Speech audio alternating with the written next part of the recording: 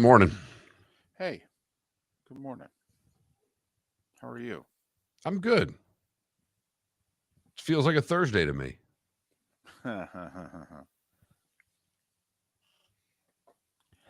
Hey, we didn't talk about this yesterday, but did you see James Hahn's comments I did from not. before Mark Lai? James Hahn ripped the PGA Tour and Rory and a few others and basically called them complete hypocrites.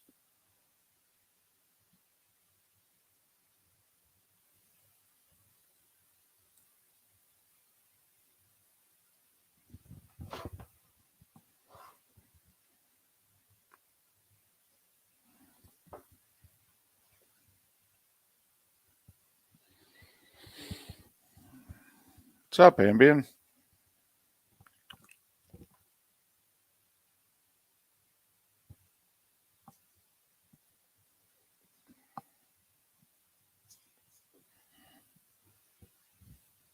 So just something that I want you to read. Yep, reading it right now. Before 8:30, because he's certainly going to bring it up. Because I think he's more where James Hahn is coming from. Well, and that's like, the Derek Lamleys and the George McNeils of the world that had status, they can't get in a tournament. Right. But to the other side. to the PGA Tour and most of the people following the PGA Tour, do they care about the James Hahns of the world? I don't think they do. No.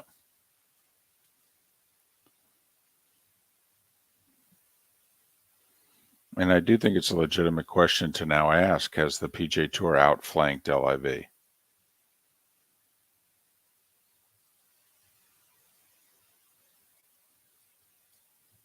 Because outside of those guys in the majors winning them and their big names, providing leaderboards the way that the PGA Tour has provided leaderboards in these, elite events here. I mean, the big boys have been on those leaderboards. Right. LIV can't have Charles Howell III beating Peter Uihlein.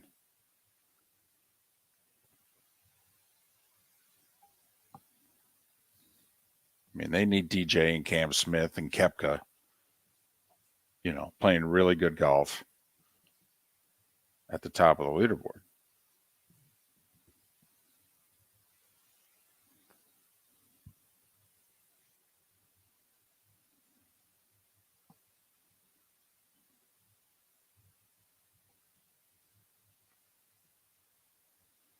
But we had a lot of football news yesterday. Quarterbacks, baby. Yeah. Tags, quarterbacks.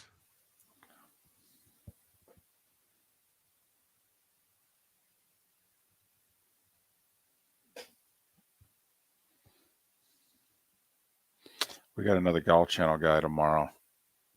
That is it John Wood, the former caddy, who's their on-course guy. Mm-hmm. I think I've hit on something with the NBC PR where Wednesday or Thursday at 8 a.m. they're going to provide us a golf guy. That's awesome. I'd love it on Wednesdays. Well, it's this. Okay. Well, then I can do that. Well, just by the time 8 o'clock on Thursday comes, if we want to give somebody, hey, who do you have a hunch, you have a long shot, 8 o'clock on Thursday, they can't bet it if they hear it. True. And tomorrow we've got them at 8. So awesome. Friday at 8.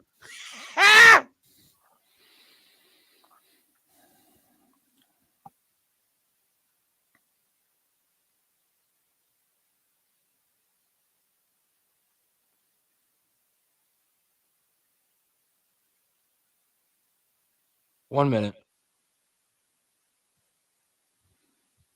This will be the first time my wife's been in Southwest Florida since the 3rd week of August. She excited to see? Yeah. That is the only downside to the move for her. I mean, it has torn her up she used to see him every week, every other week. Right. And she hasn't seen him for 7 months. I mean, she's distraught about it, but Don't worry, though. The money's continued to flow. Don't you worry. I knew you were worried. Why should you have any? Well, you don't have to worry about that. 10 seconds.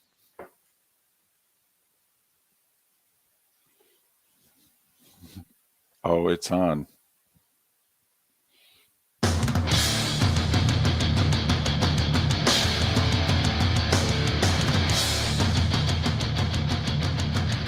You are listening to Miller and Moulton, exclusively on the Florida Sports Network. And now, here's Mark Miller and David Moulton. Top of the morning to you on this first Tuesday in March. It really is madness when you think about it. How the heck are you? Miller and Moulton here on the Florida Sports Network, floridasportsnetwork.com. Thanks so much for being with us. Got a great show lined up for you today. David Samson, Pat Kirwan, Mark Lai. Whole lot going on in a bunch of different sports. Week off to a good start, sports-wise. Hope it's off to a good start for you and your friends and family. Mark, did it get off to a good start for you yesterday? It's been a great week for me. This is fun, man. I'm having a blast. Got everything done. Got the kid in bed to watch a little small conference basketball last night. There you go. Couple of little guys trying to hang out with the big boys in their conference last night, made games entertaining. Yes, they did. Took them down to the final media timeout in both instances. Yep. Can't ask for much more than that.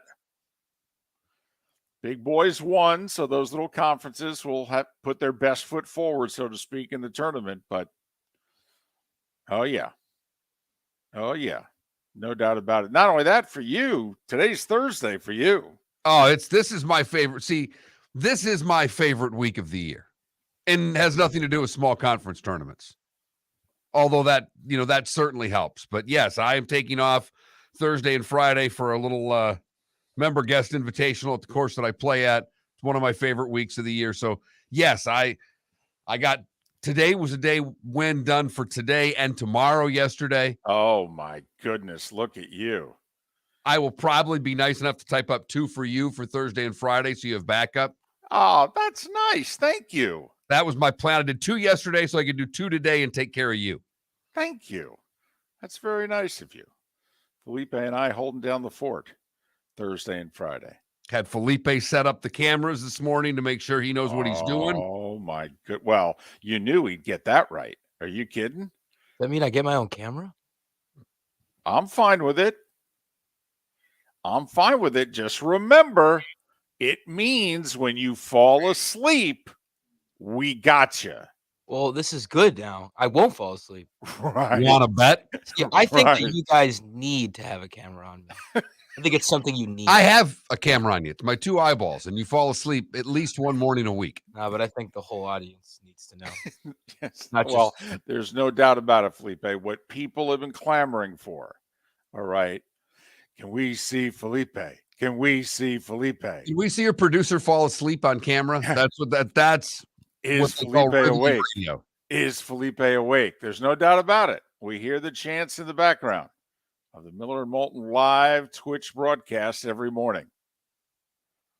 But so, yes, this is I have to admit, I mean, please don't take this the wrong way, but your wife and you are pulling off quite a scam this week. I mean, she is on a work cruise Right.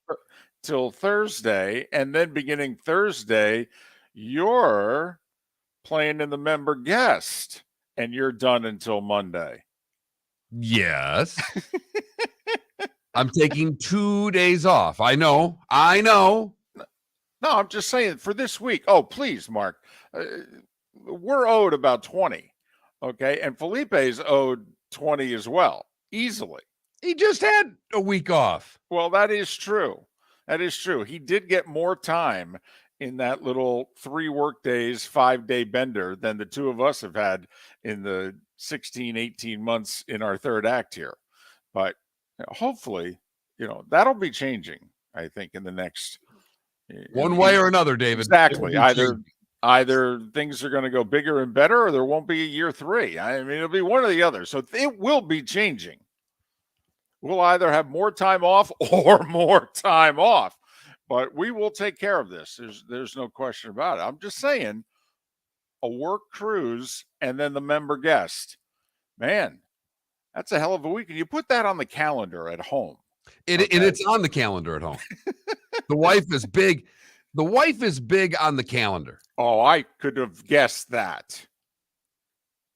And for somebody who still does thank you notes and I could guess birthday cards, and my guess is that calendar is just packed with information and just names of people. Like if there's a name of a person, if it says Janet, that's her way of telling herself Janet's birthday is here on the 26th. Believe it or not, the calendar is just for family stuff, and there's so much information on it between the daughter's gymnastics and the daughter's softball and the daughter's soccer and school crap. There's just that alone. Yes, I said school crap. It would be funny. It would be funny if on that odd Wednesday it just said 3:00 school crap. It's a damn good point. You know, in fact, you might be able to say, honey, we could save more room in every day's box if you just put 3:00 school crap. School crap. Trust me, we know what it is. But the calendar is very important. And I get these all the time. Hey, what do we got next Wednesday? Did you look at the calendar? If I'd have looked at the calendar, you think I would have asked you? I'm tired of having to put my reading glasses on every time I go into the kitchen. Okay. So I figured while I was sitting on the couch, I would just ask you, since apparently we've gotten to that point of the relationship, have we? Okay, fine. Colored markers, circles, arrows. Oh, the colored markers. Oh, love me the colored markers. And by love me the colored markers, I mean stab me in the neck. Half of our house is very organized, David, and then there's me. Well, you know, you have to make it real, Mark. Okay. And when she looks at you and goes, what if I don't want you to make it real? You can always say, well, honey, it's better than if I make it rain. But you know, hey now. Oh, hey now. I'm really not looking forward to reaching that point in my life where I have to bring out reading glasses to see anything. Yeah. I mean, look, it's a little pathetic. I get you can't see, but Right. every time I show anything to someone age 50 up, and they have to like, hold on, let me pull this out. It's an amazing thing. I had unbelievable eyesight and literally woke up one day when I was 46 and was like, where are my feet? I mean, it was the strangest thing. No. I have new respect for the older foursome at a restaurant that all have their lights on their phones trying to read a menu now. That was something I made fun of at one point. Now I go, you know, I'm probably not that far away from that. You're thinking to yourself, man, they're smart. Taking that menu and, you know, jockeying it back and forth. You know, my dad with the newspaper used to sit there and just try to get that right distance where he could still read the thing without the cheaters. Exactly. Is he doing push-ups? No, he's trying to read the menu. Just trying to find that sweet spot. Right. Funny thing is, he's going to order the same meal he always orders. Every time. Miller and Moulton on this Tuesday. We had some football news yesterday.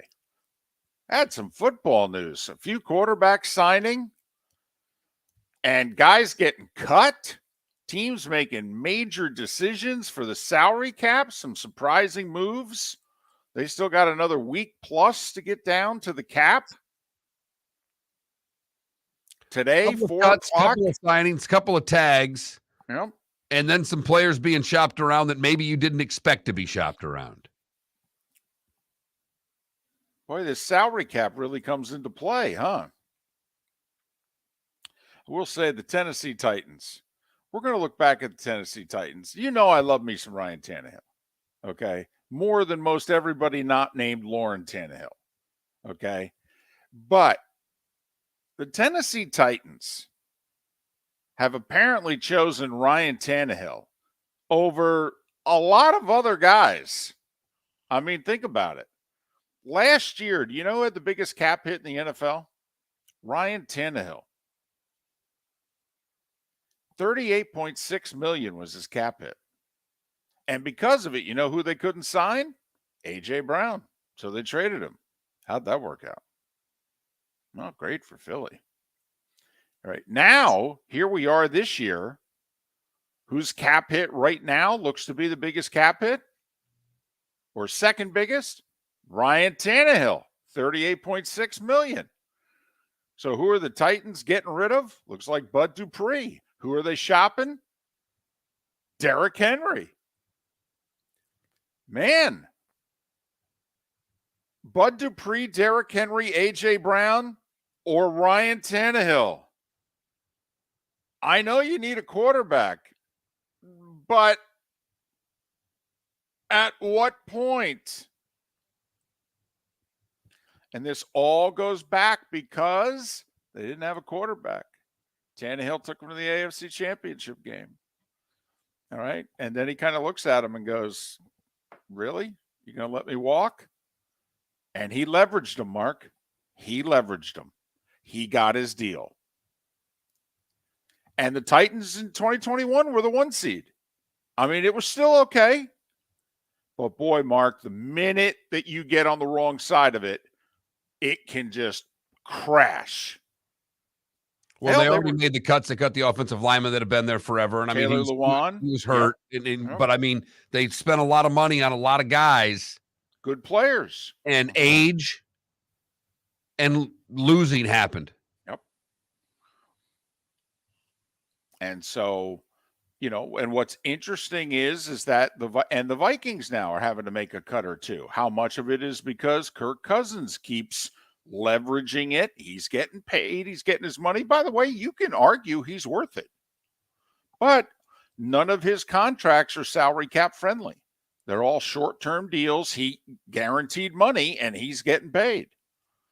And guess who's a year away from free agency again? Kirk Cousins. And that's why, you know, what the Cowboys did with Dak Prescott. Guess who counts nearly $50 million against this year's cap? Dak Prescott. And to your earlier point with Tannehill, David, and Dak for that matter, you got to have one. And you start looking around to what's out there in the quarterback world. And we've gone through the list of guys, the Whites, the Mayfields, of what you're going to get. And they've decided this is better than anything else that's out there. But are they good enough to really win big with what it is you're having to pay them? And that doesn't even get to what it is you're going to have to pay the elite.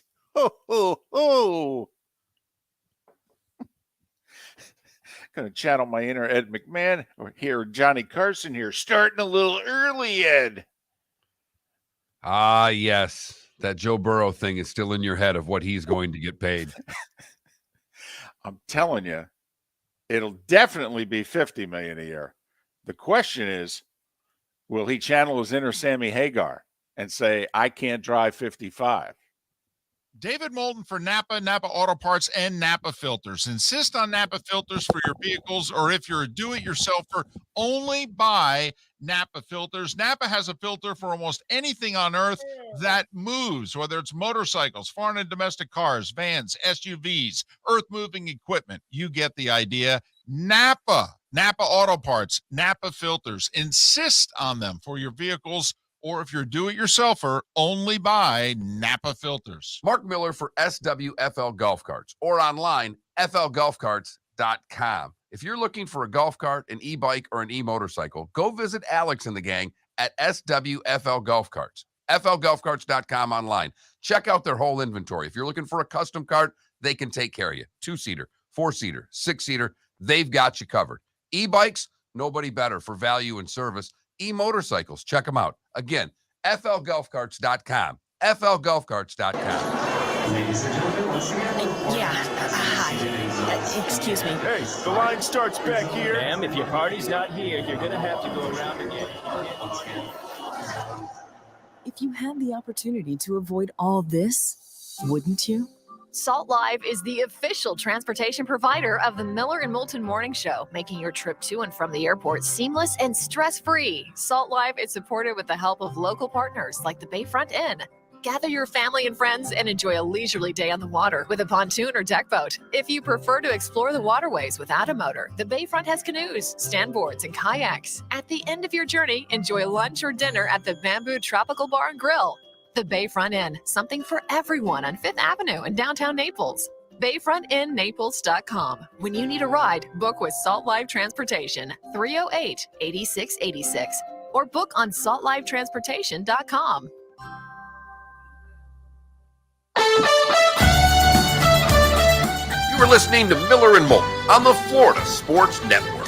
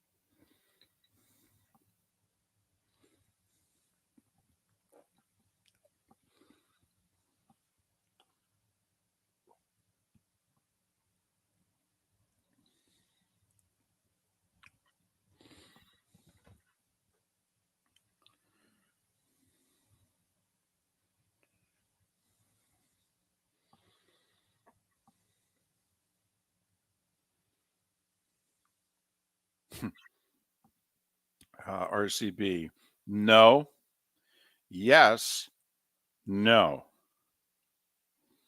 Although we'd love if they franchise tagged us. We'd work for that, even for a year. Then again, not Just wanna quite work sure another year. what the franchise tag is. I just want to work another year.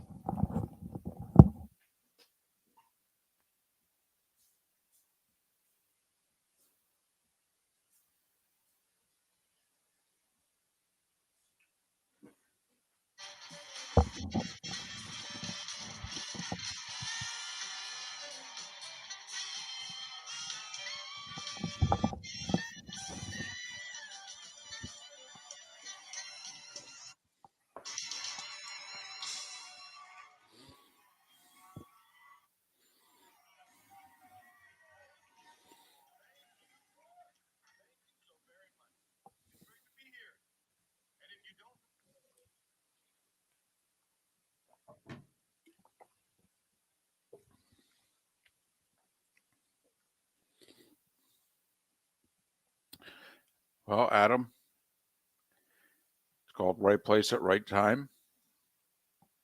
He did throw over 30 touchdowns last year with only 10 interceptions. And that's not that easy to find. And basically, if you look at the contract closely, it's like a 1-year deal. He's getting $52 million up front this year. And then if they had to walk away from Geno, they probably could.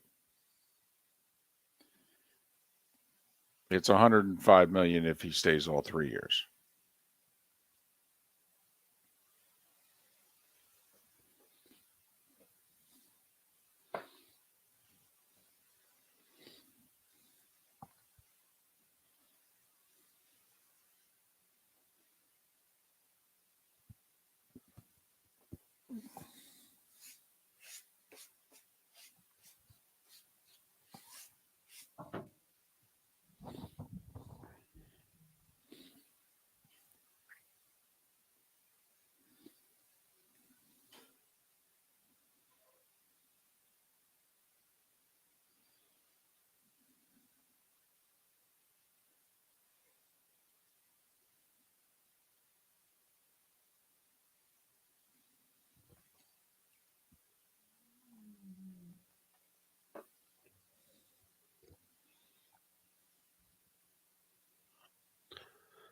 So I found a piece of pizza in the fridge last night that I thought the wife, like we had pizza last week and there was one piece left.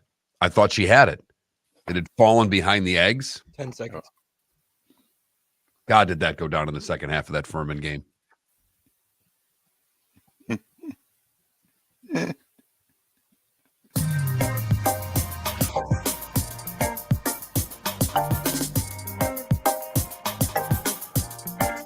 Welcome back to Miller and Moulton, only on the Florida Sports Network.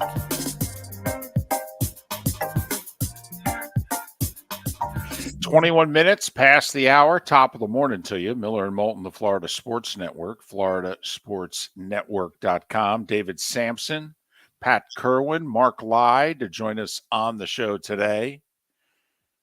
You know, we did miss something yesterday, and sometimes it's not that we miss it. We just can't get around to it, especially on a Monday.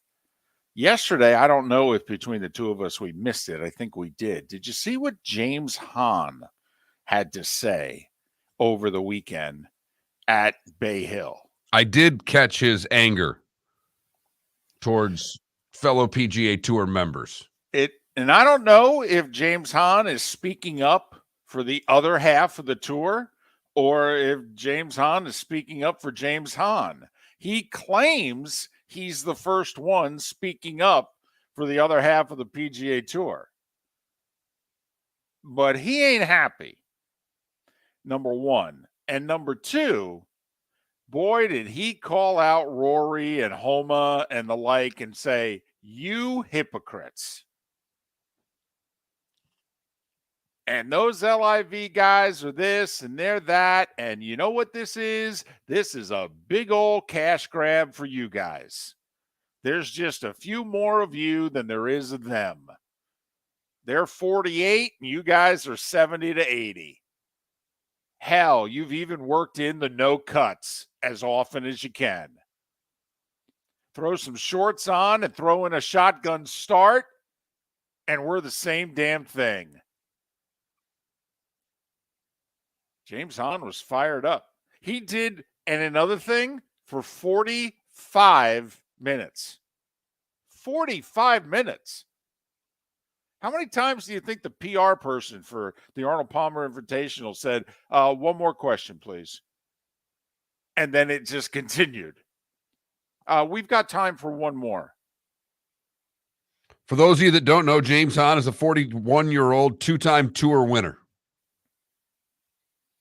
Yeah, he's rank and file the PGA Tour. I mean, that's who he is. He's not a star. Some years, no problem being in the top 70. Other years, trying to grind out a living.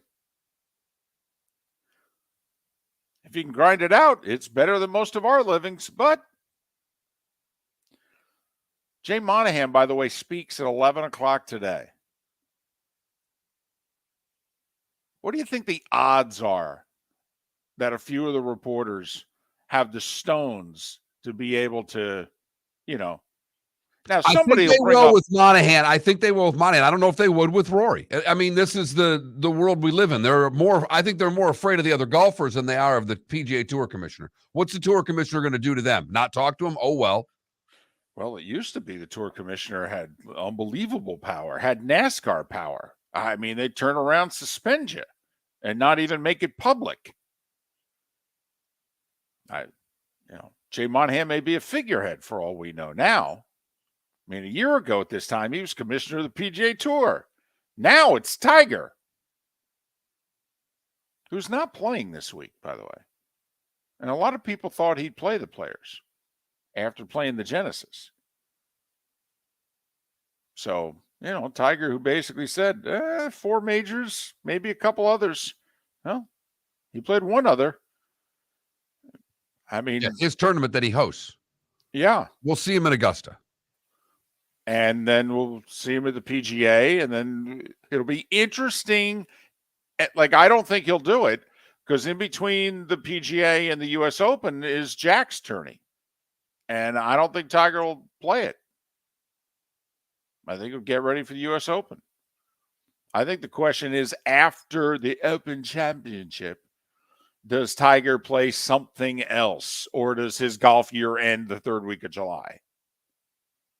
I think the one other event, whatever it could be, would maybe be something before the FedEx Cup playoffs. Maybe. I have no idea what's even on the schedule. I know it's not going to be on the schedule beginning next year. They got rid of the match play. Did you see that? That sucker's done.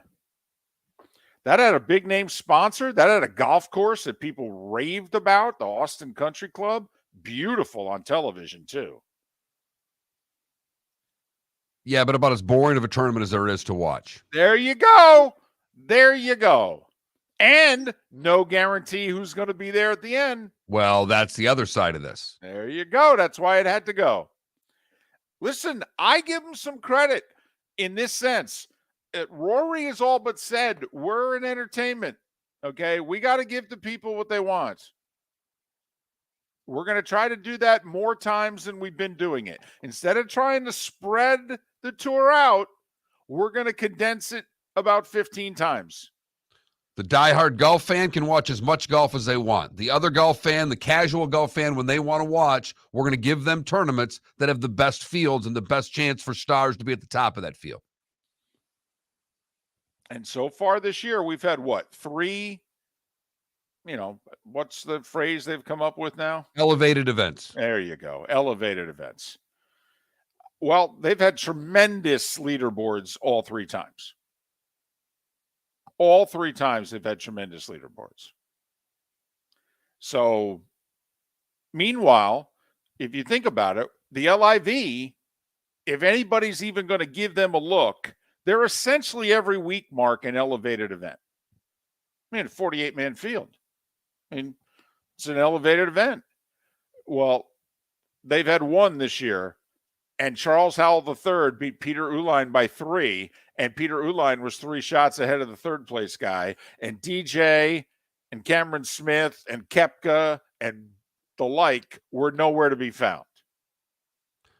No, they were just getting sunscreen on their legs. Yes. Yes. You don't want to get a burn now that they're in shorts. Right. Wearing a little more clothing than Paulina Gretzky. Yes. A Let me little. tell you, a little more. Not much, but a little more. A washcloth wears a little more clothing than Paulina Gretzky. Well, maybe a washcloth for me. Okay. I don't know about the, In fact, I think that's the last thing she wore when she was photographed.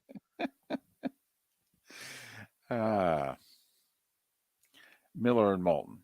So Mark Lai will join us in a couple hours. James Hahn's comments might come up. I'm just saying there's a chance. And James Hahn not that happy with the recent changes to the PGA Tour, although not sure what he can do about it because the answer is nothing. Well, but here's what I'm curious about. This is the Players Championship. This is Players Week. Big deal up here in Jacksonville, by the way. I mean, literally in the local newscasts, they got the big graphics on the local news, Players Week. Like, wow, I'll be darned. Of course, the defending champion lives 8 minutes away, and he's not in the event. That's a whole other story. Let's not even bring it up. Well, they haven't. They've gone back a couple of years. They Right. just keep showing JT. Exactly. Right. Not the 4th-ranked golfer in the world who lives here. I digress. But will the rank and file with a lot of the golfing media world here, will they say, you know what James Hahn had to say? I agree. I'm curious, Mark. Will they at least lend their voices to it? I mean, you and I have been in situations where we've been powerless. It's been us against management. We know we're going to lose. You and I do speak up, though. We basically want to say, we're going to get this on the record. And this may not be wise for us to get it on the record. In fact, the last time that we did it, we got escorted out of the building. Right. And I got to admit, we didn't even think we were putting anything on the record. We actually thought we were negotiating. If we had known that, oh my goodness, if we had known, would we have gotten it on the record? Would I have gone James Hahn? I'd have taken more than 4 minutes, that's for sure. So that's what I'm curious about this week. Do they at least say, hey, listen, apparently there's nothing we can do? But he's right. David Samson, Pat Kirwan, Mark Lai, all to join us. The starting five is next right here on the Florida Sports Network. David Moulton for Napa, Napa Auto Parts, and Napa Filters. Insist on Napa filters for your vehicles, or if you're a do-it-yourselfer, only buy Napa filters. Napa has a filter for almost anything on earth that moves, whether it's motorcycles, foreign and domestic cars, vans, SUVs, earth-moving equipment. You get the idea. Napa Auto Parts, Napa filters. Insist on them for your vehicles, or if you're a do-it-yourselfer, only buy Napa filters. Mark Miller for SWFL Golf Carts, or online, flgolfcarts.com. If you're looking for a golf cart, an e-bike, or an e-motorcycle, go visit Alex and the gang at SWFL Golf Carts. flgolfcarts.com online. Check out their whole inventory. If you're looking for a custom cart, they can take care of you. 2-seater, 4-seater, 6-seater, they've got you covered. E-bikes, nobody better for value and service. E-motorcycles, check them out. Again, flgolfcarts.com. flgolfcarts.com. Ladies and gentlemen, once again. Hi. Excuse me. Hey, the line starts back here. Ma'am, if your party's not here, you're gonna have to go around again. If you had the opportunity to avoid all this, wouldn't you? Salt Live is the official transportation provider of the Miller and Moulton Morning Show, making your trip to and from the airport seamless and stress-free. Salt Live is supported with the help of local partners like the Bayfront Inn. Gather your family and friends and enjoy a leisurely day on the water with a pontoon or deck boat. If you prefer to explore the waterways without a motor, the Bayfront has canoes, standboards, and kayaks. At the end of your journey, enjoy lunch or dinner at the Bamboo Tropical Bar and Grill. The Bayfront Inn, something for everyone on 5th Avenue in downtown Naples. BayfrontInNaples.com. When you need a ride, book with Salt Live Transportation, 308-8686, or book on saltlivetransportation.com.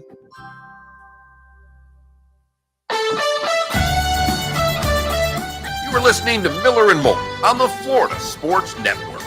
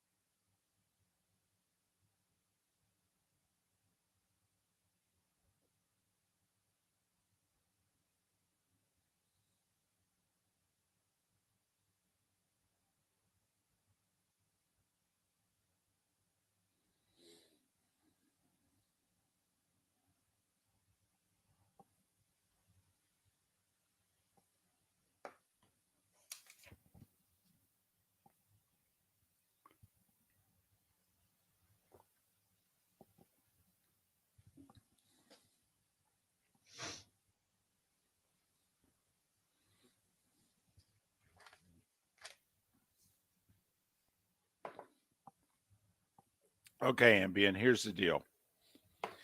So you get 40 excellent years. 40 excellent years. And now you've gone through a half a dozen or so down ones. Also, even if I just map it out in the last 10 years, you had 4 really good ones, 6 disappointing ones. In those 4 really good ones, you went to 2 Super Bowls, you won one of them. Would you take it?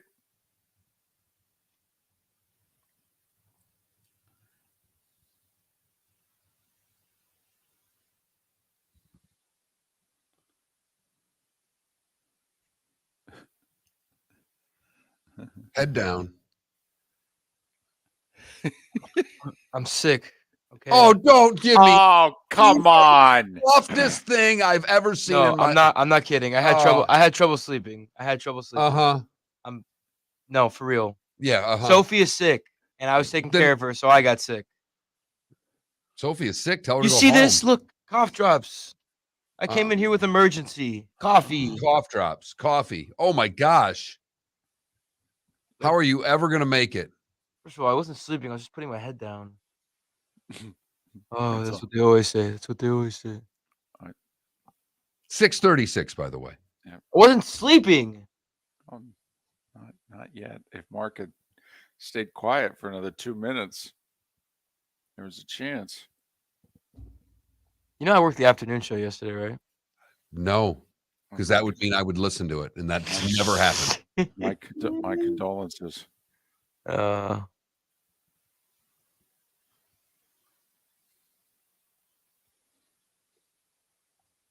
I leave this place and don't think about this place again until I get here in the morning. I hear you. I had a student parent conference yesterday. Teacher made them all do their own conferences. 1 minute. Go back. Came in, sat down. The kid went through all the stuff they're learning. So the kid had to give a little presentation to mom and dad. It was cute.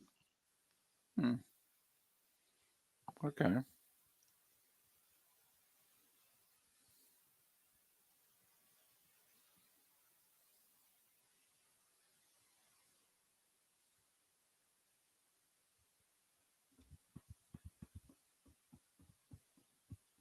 Felipe, you know you're not on camera. I know. You're just back down to the bottom where you're supposed to be. Can you flip over to me? No. Why? I want everyone to see my Your cough drop? My Orioles hat. That matches my cough drop. Yeah. An Orioles hat. Yeah. Since I'm going to Twins Orioles today. And my Twins hat is too small for this nest on my head. Well, it is something. Mm-hmm. I got to give you that. Grow it while you have it. Yep. Anyways, we're coming back.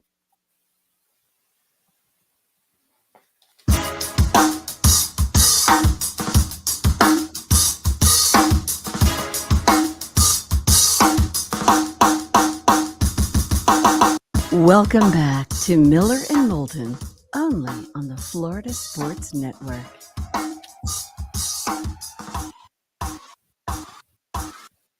"22 minutes before the hour. David Samson joins us at the top of the hour. Pat Kirwan at the top of the 8 o'clock hour. Mark Lai in 2 hours. Here on Miller and Moulton, the Florida Sports Network, floridasportsnetwork.com. Whole heck of a lot went on yesterday. Let's get right to it. Felipe? The starting five stories you need to know. It's the starting five on Miller and Moulton. Here's number one. Derek Carr chose the Saints. Jets and Panthers were hot on his trail as well. He chose Nolans. 4 years, $150. But the fourth year's like 50. So it's really 3 for $100, 3 for $110. So this is 33 to 36 a year, basically, for Derek Carr, who was going to make 40 this year if the Raiders didn't cut him. I'm just saying. First off, Mark, A, do you like the deal for the Saints, yay or nay? I'm torn on this, David, because I like the fact they went out and got their quarterback. I think it can help them win a division, but where are they getting? They're so far over the cap. They're not a very good football team. And I don't know if this does anything more than put them to where the Bucs were a year ago to make sure that you're the 4 seed, that you get pounded by the 5 seed. I don't know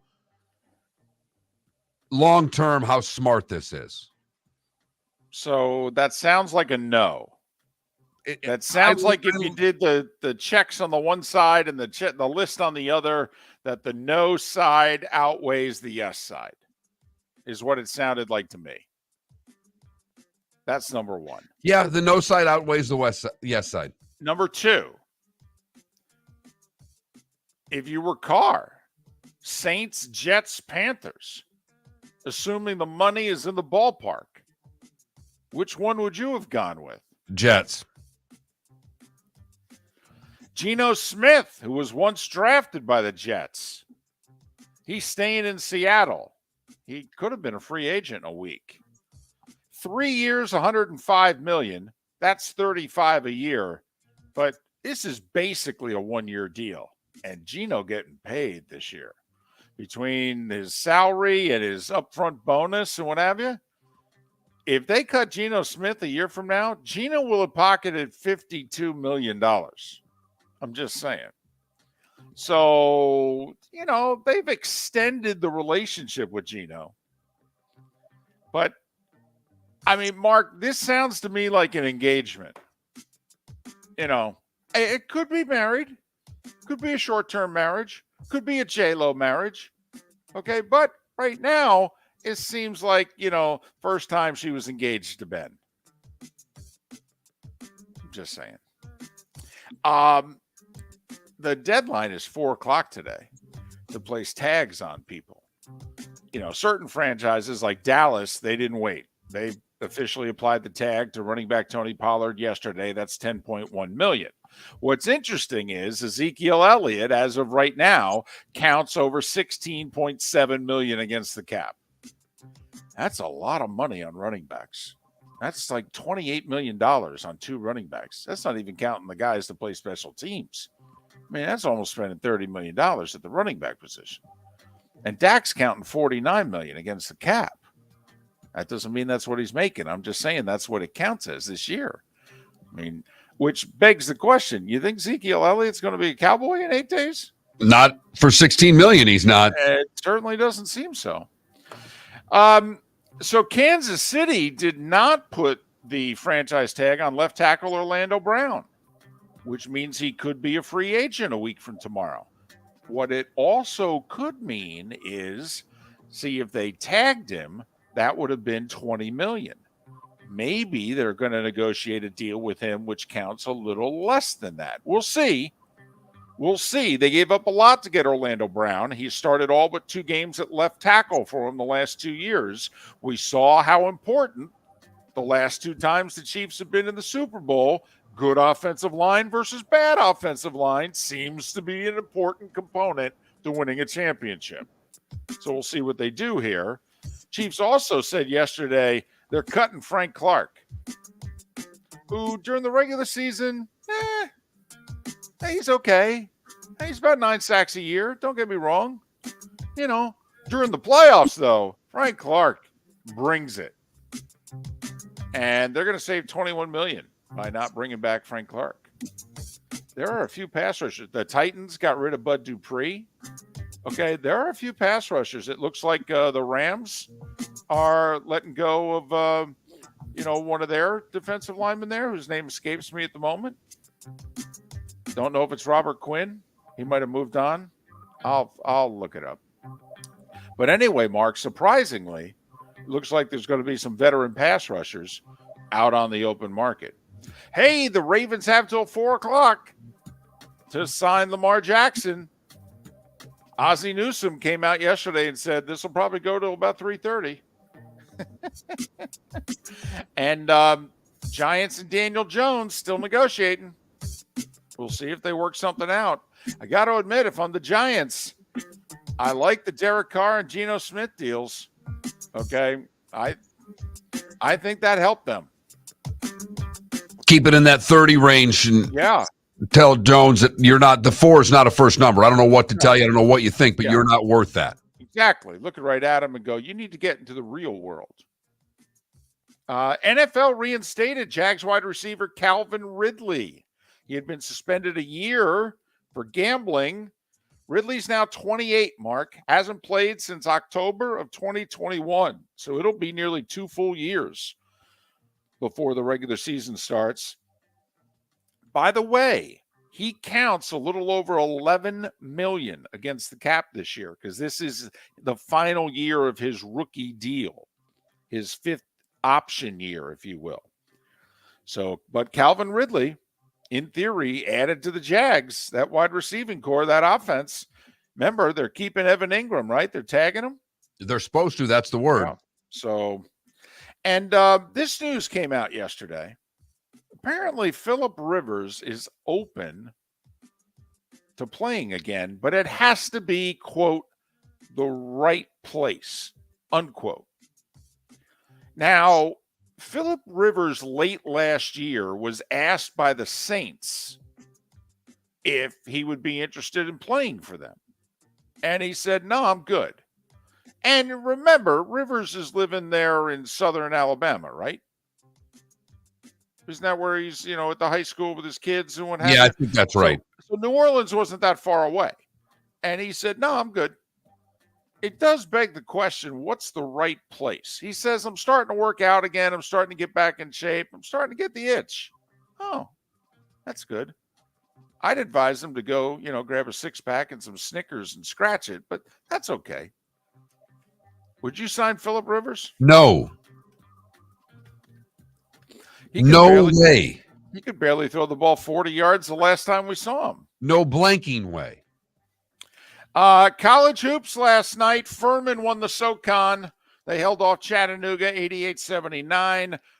The Ragin' Cajuns from Louisiana won the Sun Belt. They edged South Alabama 71-66. Furman was the 1 seed. The Ragin' Cajuns were the 2 seed. So those two conferences get some of their better teams to represent them. All right, Mark, tonight, Oral Roberts, North Dakota State for the Summit League title. Oral Roberts had their hands full yesterday in their game. They barely escaped their know. semifinal game and were trailing throughout. I know, and I think that's a 29-win Oral Roberts team, too. The West Coast Conference Final, you're not going to believe this, Mark. It's going to be St. Mary's against Gonzaga. Well, good news. They put them both in the semis to start. They had to win one game apiece to meet each other in the final. St. Mary's had a tougher time. The Colonial, all right, it'll be UNC Wilmington. They upset Hofstra, taking on Charleston, who had a tough time to get their 30th win of the year. See, come on. If Charleston loses to UNC Wilmington, 30-4, they're not going to get in. I'm just telling you, they have zero chance to get in. It's really important we get that 9th Big Ten team, which will have 13, 14, or 15 losses. It's important we get them in the field. Golly. Northern Kentucky against Cleveland State for the Horizon, by the way. Women's hoops, UConn won the Big East. They held off Villanova. James Madison won the Sun Belt. First round of the AAC. Last time UCF will be playing in it. UCF women beat Tulsa by 16. NBA, Felipe's been harping on the Heat are the lowest scoring team in the league. Well, they had an out-of-body experience last night. They scored $130. They needed all of it. Beat Atlanta 130-128. Got nearly 60 points off the bench last night, did the Heat. Celtics blew a 14-point lead going to the fourth quarter last night. Lost in Cleveland, 118-114 in overtime. That's like 3 games in a row that they've blown double digits leads that they've had. Well, they're certainly blowing the 1 seed, I'll tell you that. Milwaukee now, I think, has a 2-game lead in the loss column. Indiana scored 143 points at home last night in regulation and lost. Sixers beat them 147-143. Portland over Detroit, 110-104. Mark, have you seen there's a 4-way tie for 9th in the Western Conference? Teams 9, 10, 11, and 12 all have the same record with like 16 games to go. Doesn't that mean the Lakers automatically get in? Isn't there a bylaw that if there's a 4-way tie for 9th, the Lakers get in the play-in game? The Lakers are 9, and the other 3 have to battle it out to see who's 10. Denver beat Toronto 118-113. So it's a 1-point game with about 30 seconds to go. They call a foul on Toronto. Scotty Barnes for the Raptors apparently says, don't know if he said it out loud, don't know if he was saying it to a teammate, don't know if he was saying it to himself, but he said to one of the officials, yo, you guys are cheating, bro. Okay? And he gets teed up. It's a 1-point game with 30 seconds to go. He gets teed up and ejected. 30 seconds to go.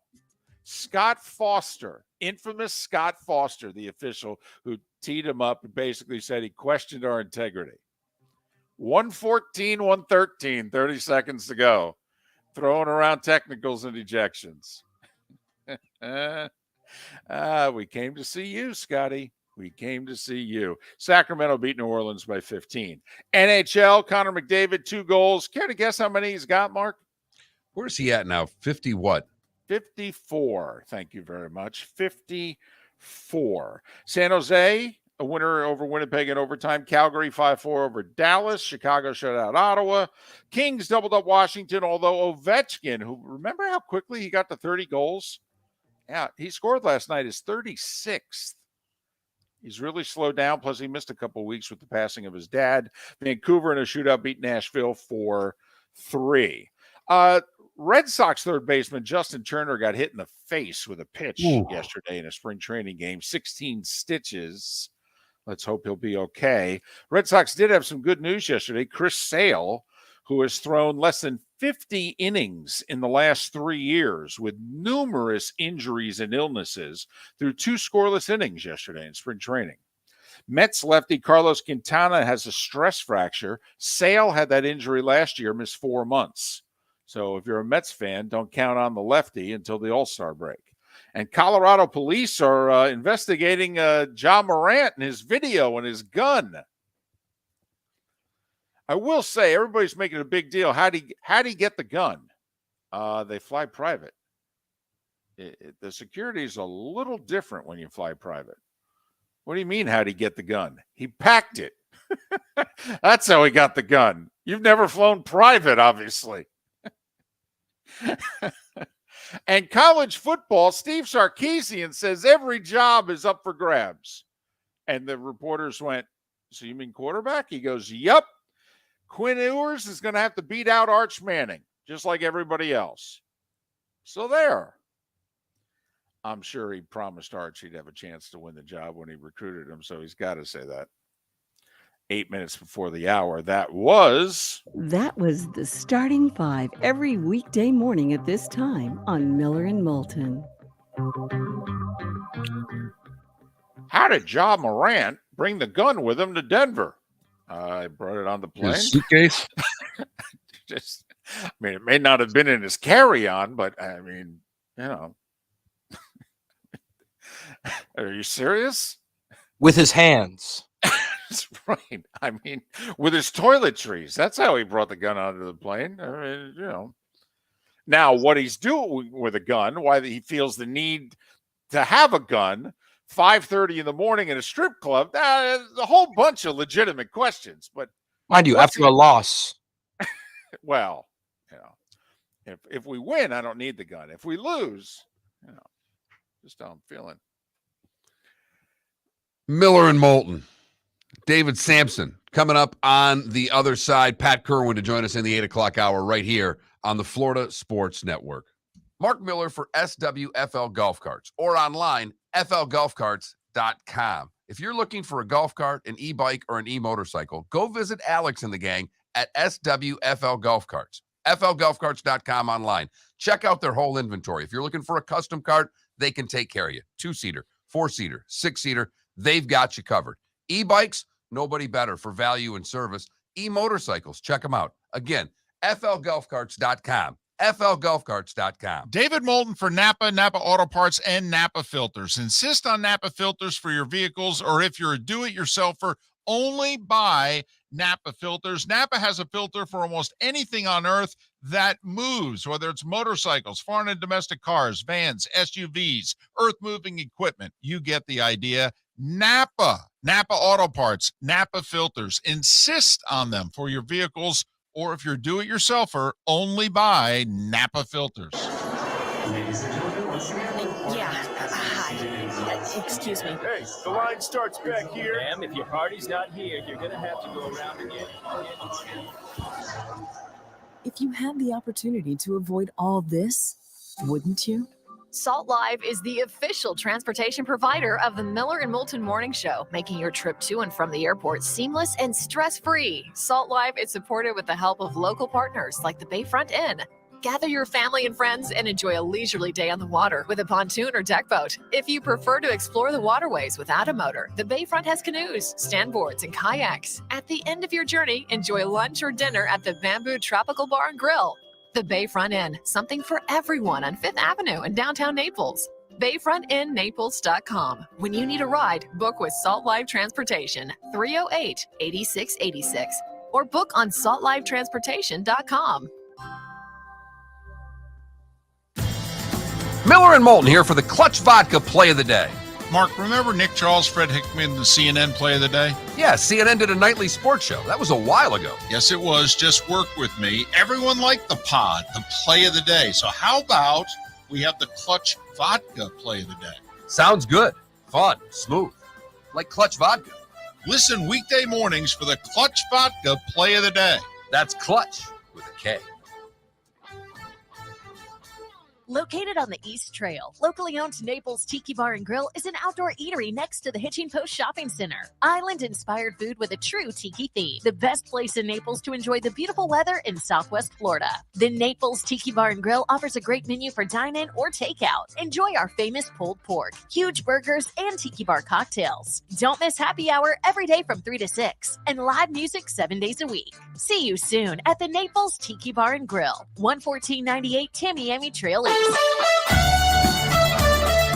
are listening to Miller and Moulton on the Florida Sports Network.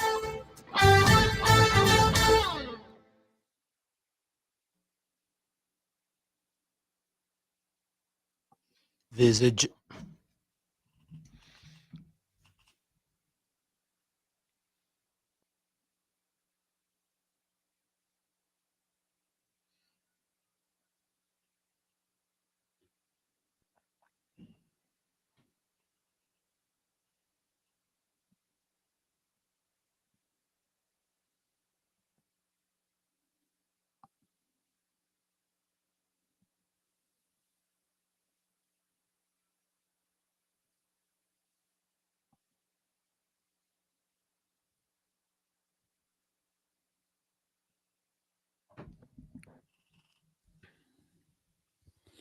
I just want to know if they fine him the 50 games for bringing the gun on the plane like they're supposed to.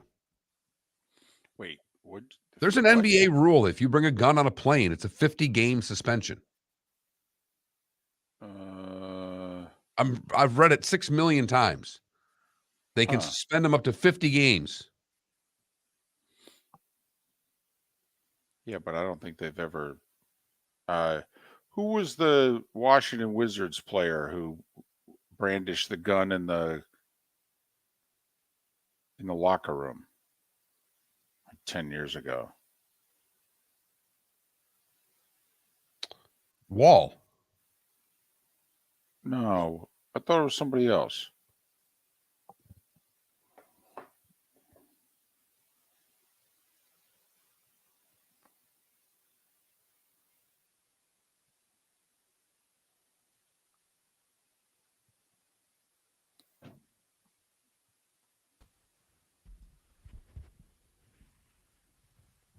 Gilbert Arenas. I'm sorry, you're right.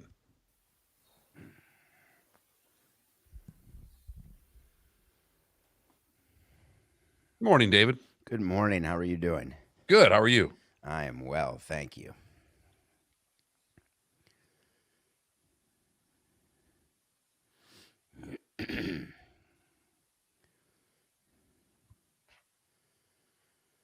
Ever have any players bring a gun on a team plane? No, just talked about that on the show today. No. But I did do a full thing on how security works and how it's easy to get a gun on a plane if you want to. If you're flying privately? If you're flying with the team. Yeah. Yeah. I've only flown private once, and I was amazed at what the rules are. Random security is what they do now, and it's pretty damn random. That's quite a phrase there. Like random drug testing. Hey, you had a good game. Pee in a cup.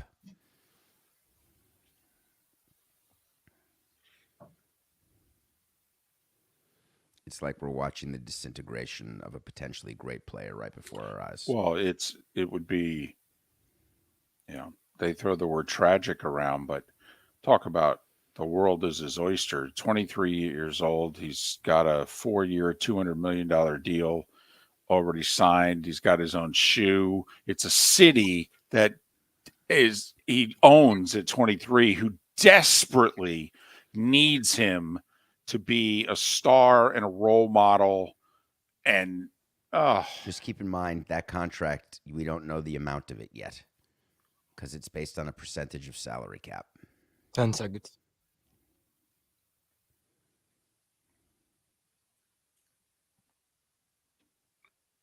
All right, here we go.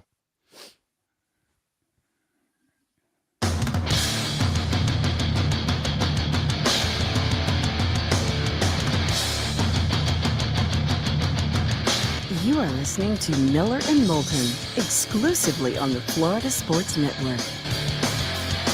And now, here's Mark Miller and David Moulton. Hour 2 of Miller and Moulton on this Tuesday, and that means it's time for David Samson. He of the Nothing Personal podcast. He does it every day. He does it live at 8 a.m. Mondays, Wednesdays, and Fridays. He tapes it as live Tuesday and Thursday mornings, and it airs CBS Sports HQ, CBSSports.com. Follow David on Twitter, David, the letter P. Samson, David P. Samson. Good morning, sir. How are you? Good morning, gentlemen. I am outstanding, recovering from a weekend in Vegas, but other than that, outstanding.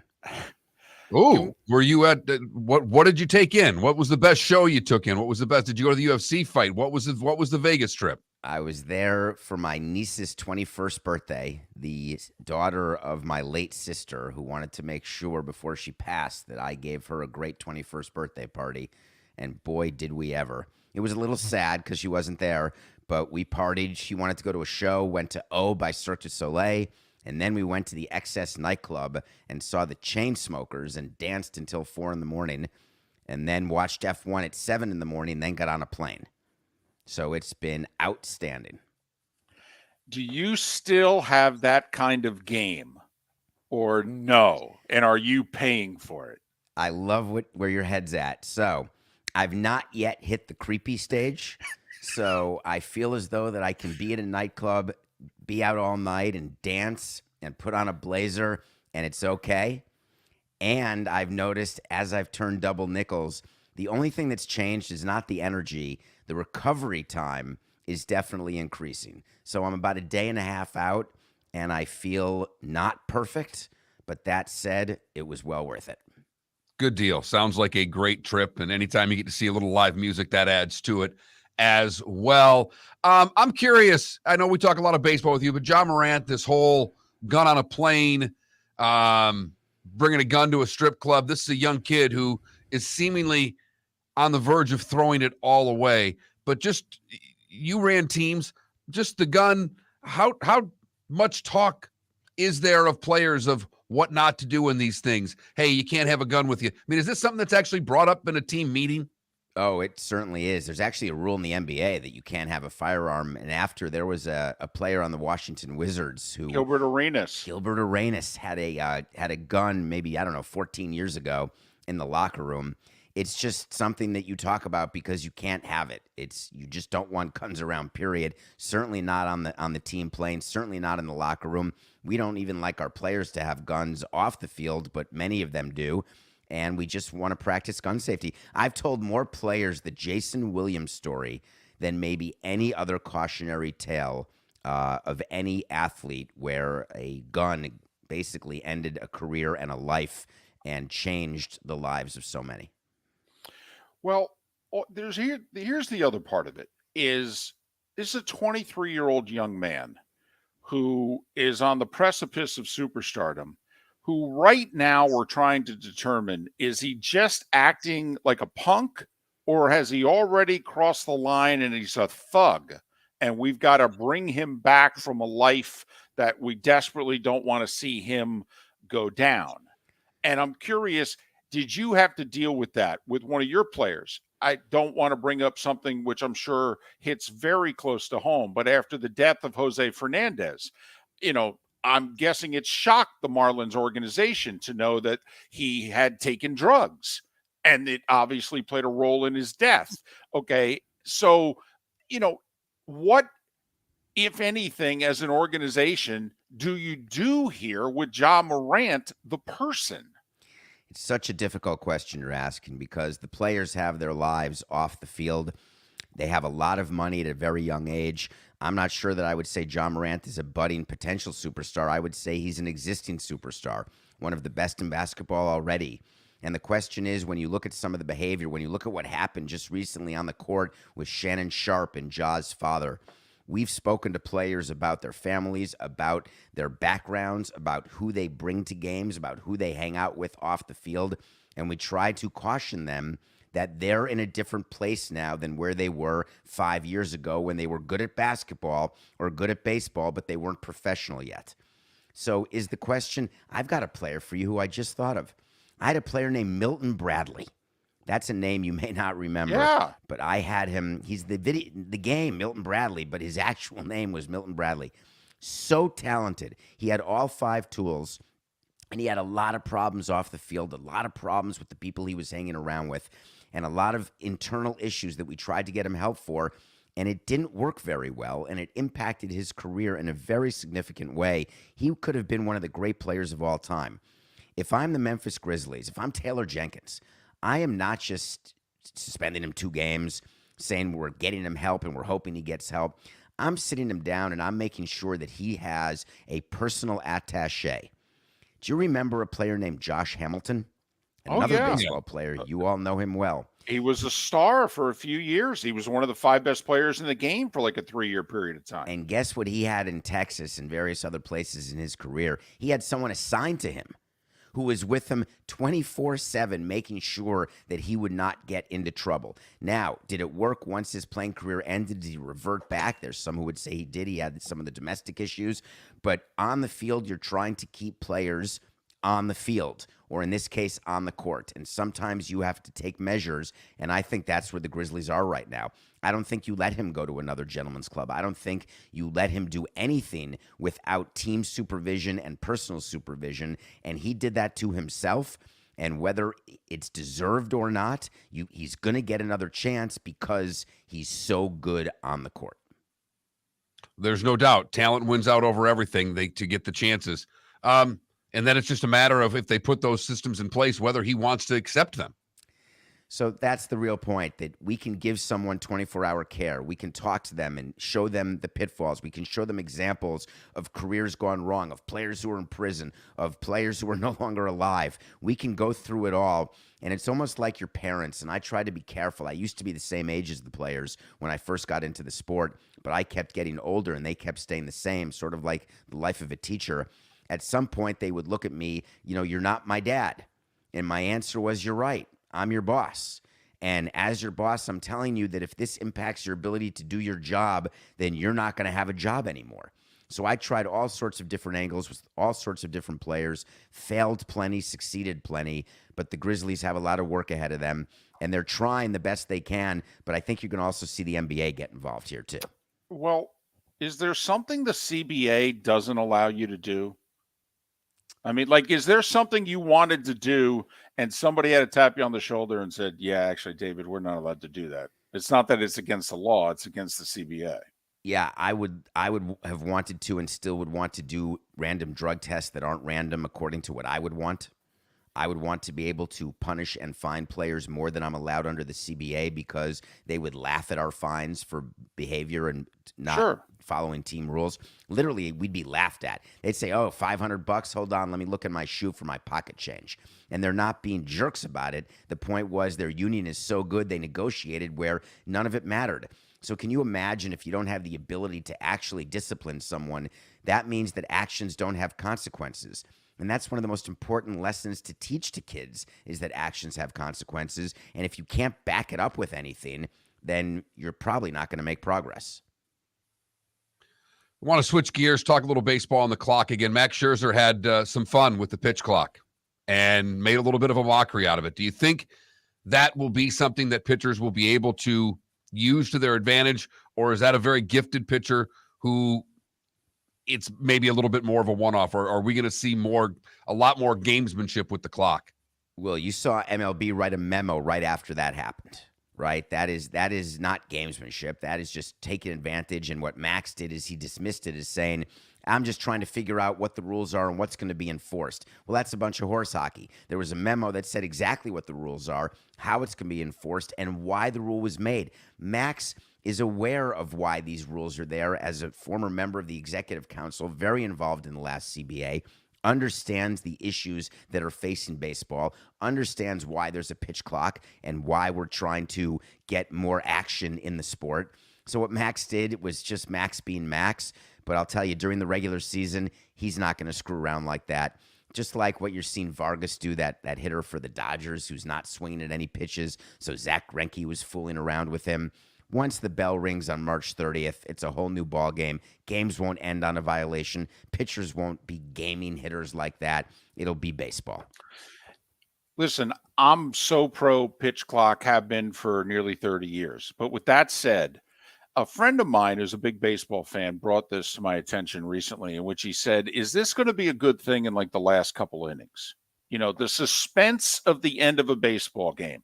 Actually, there's a little bit of drama in the cat and mouse game between pitcher and hitter and what have you. And I started to think about it that, you know, for 7 innings, I love the pitch clock. I'm not sure I like the pitch clock in the 9th, if you know what I mean. Is that a real concern or no? No, let me ask you, what did you think of Pete Carell? Remember him at Princeton with the 4 corners? Yes. Let's say that's the end of March Madness and the final game, and everybody's watching, and all of a sudden there's 8 minutes left, and there's no clock or no problem, and they're just passing it around for 5 minutes. You'd look at the TV and say, God, this is not fun to watch. Baseball, the tension you're talking about at the end of games, that doesn't have to come with 5 throws over to first base, which is a rule that's changed now. You can't do that. It doesn't have to come with a guy stepping off the rubber and then on and then off and then on and then off. It can come with the natural flow of what an at-bat is. And that was the purpose of this rule, is to actually make the tension at the end of a game be because of the tension at the end of the game, not the delay by different players and pitchers. We have about 30 seconds left in our Twitch chat room. A question was just asked of you. Longer recovery time when you did the 7 marathons in 7 days, your niece's 21st birthday in Vegas. 7 marathons in 7 days. That was about 6 months of recovery. I expect this to be about 3 days. But you haven't reached the creepy phase, though. That's what we take from today's session. By the way, that's a critical thing to be self-aware about. It is. Why I don't go to clubs anymore. I'm too old. You're creepy. Miller and Moulton closed down the Clevelander at a Super Bowl in Miami, and we were right time ago. And we were right on the edge, but we still were allowed to be there. Thank you, David. David Samson. The podcast is nothing personal. He does it every day. Live Monday, Wednesdays, and Fridays at 8 o'clock. Taping as live on Tuesdays and Thursdays. CBS Sports HQ, CBSSports.com. Follow him on Twitter. David, the letter P, Samson. David P. Samson. He joins us every Tuesday at this time. I don't know if I could do it.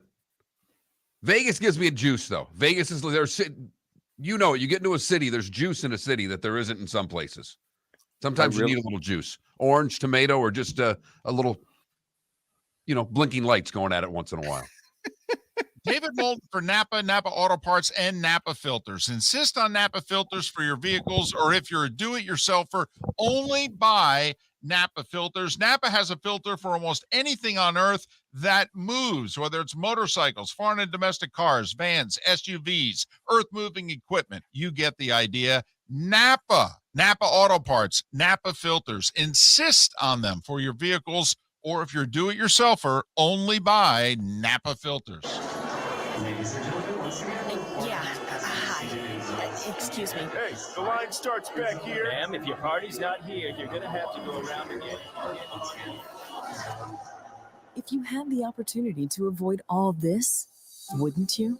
Salt Live is the official transportation provider of the Miller and Moulton Morning Show, making your trip to and from the airport seamless and stress-free. Salt Live is supported with the help of local partners like the Bayfront Inn, Gather your family and friends and enjoy a leisurely day on the water with a pontoon or deck boat. If you prefer to explore the waterways without a motor, the bayfront has canoes, standboards, and kayaks. At the end of your journey, enjoy lunch or dinner at the Bamboo Tropical Bar and Grill. The Bayfront Inn, something for everyone on 5th Avenue in downtown Naples. BayfrontInNaples.com. When you need a ride, book with Salt Life Transportation, 308-8686, or book on saltlifetransportation.com. Mark Miller for SWFL Golf Carts, or online, flgolfcarts.com. If you're looking for a golf cart, an e-bike, or an e-motorcycle, go visit Alex and the gang at SWFL Golf Carts. flgolfcarts.com online. Check out their whole inventory. If you're looking for a custom cart, they can take care of you. 2-seater, 4-seater, 6-seater, they've got you covered. E-bikes, nobody better for value and service. E-motorcycles, check them out. Again, flgolfcarts.com. flgolfcarts.com. You were listening to Miller and Moulton on the Florida Sports Network.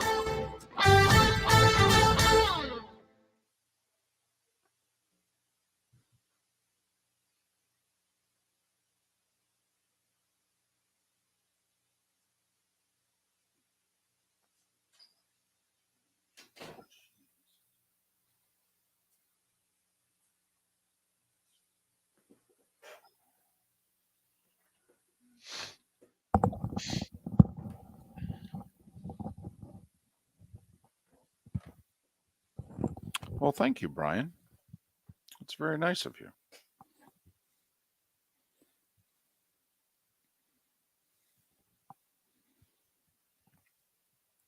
TC, I don't know if Mark answered it, but the pitch clock starts when the ball is received by the pitcher on the mound.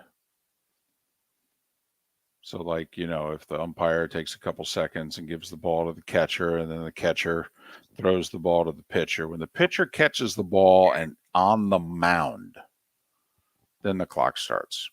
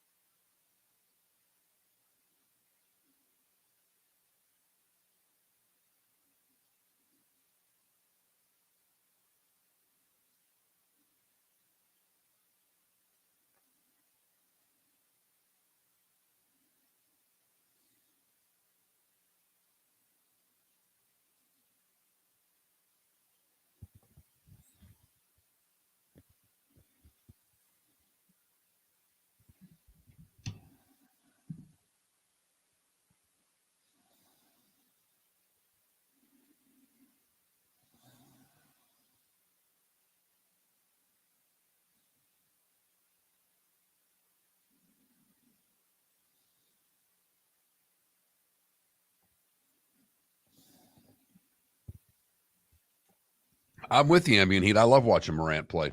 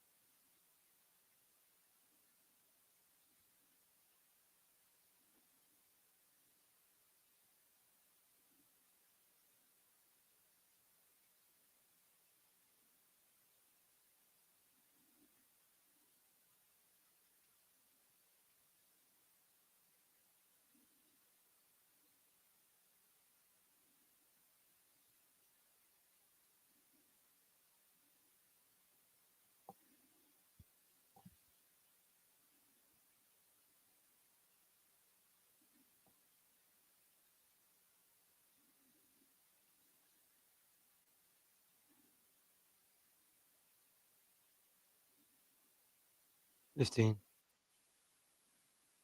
He's AI, but taller and with more hops.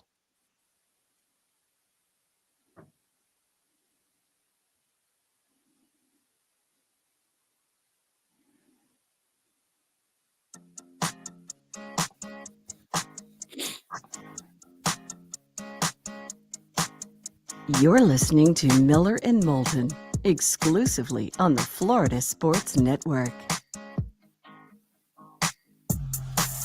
21 minutes past the hour, Miller and Moulton. Florida Sports Network, floridasportsnetwork.com. If you miss any part of our show, like our Conversation Weekly with David Samson at the top of the 7 o'clock hour on Tuesdays, well, download it. We post every hour shortly after the hour is completed. floridasportsnetwork.com, floridasportsnetwork.com. Pat Kirwan to join us coming up at the top of the 8 o'clock hour. A lot of maneuvering in the NFL yesterday. There'll be more of it today between now and 4 o'clock. That's when you can place the franchise tag, and then there's two different kinds of tags, and we'll see whether or not Lamar, Daniel Jones, Saquon Barkley, anybody else perhaps, and who's getting released. Chiefs saying goodbye to Frank Clark, threatening to say goodbye to Orlando Brown, although they still have 8 days to negotiate a deal before he becomes a free agent, but they said they won't tag him. It was William Floyd, by the way, was that Rams pass rusher that I was talking about that they've indicated they're going to let go, save $19 million. And so, Frank Clark, William Floyd, Bud Dupree. I mean, all of a sudden, Mark, there's some pass rushers that are going to be out there. There are, but the one rumor yesterday that we haven't yet discussed came from the Combines and Rich Eisen making some noise yesterday, saying that Tom Brady's name was thrown around again. And it's in connection with where. Well, I mean, is that really a surprise? No. Let's see, he's retired to Miami. He's living across the bay from his ex-wife. He can see 2 of his 3 kids, if he stands out on the deck. He apparently was going to play for the Dolphins last year. And then Brian Flores blew it all up, and Sean Payton was going to be their coach. And, they were putting the band together.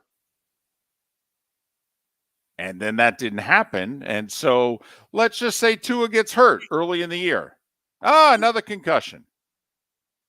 And the Dolphins picked up the phone and they called and they said, "So,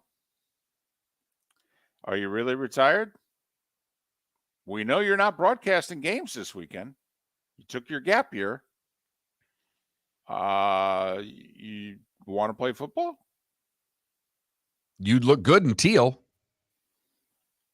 And if you didn't, we'd be willing to change the colors." I mean, honestly, I'm just saying, it's a short-term thing. We'll talk to Greasy about taking the number out of retirement. I mean, what do you need? And Bucks fan, you'd be fine with it. Dolph fan, would you be fine with it? And Patriot fan that supported Tom Brady as a Tampa Bay Buccaneer. What happens if he plays for the Miami Dolphins? Oh, they'd absolutely lose their mind. Absolutely lose their mind. Traitor Tom is what he turned into. Traitor Tom. Can't wait till the schedules come out. We could see when the Patriots games are also. Then we could project when Tua is going to get hurt and whether or not he'd come back in time to play the Patriots. Oh, my goodness.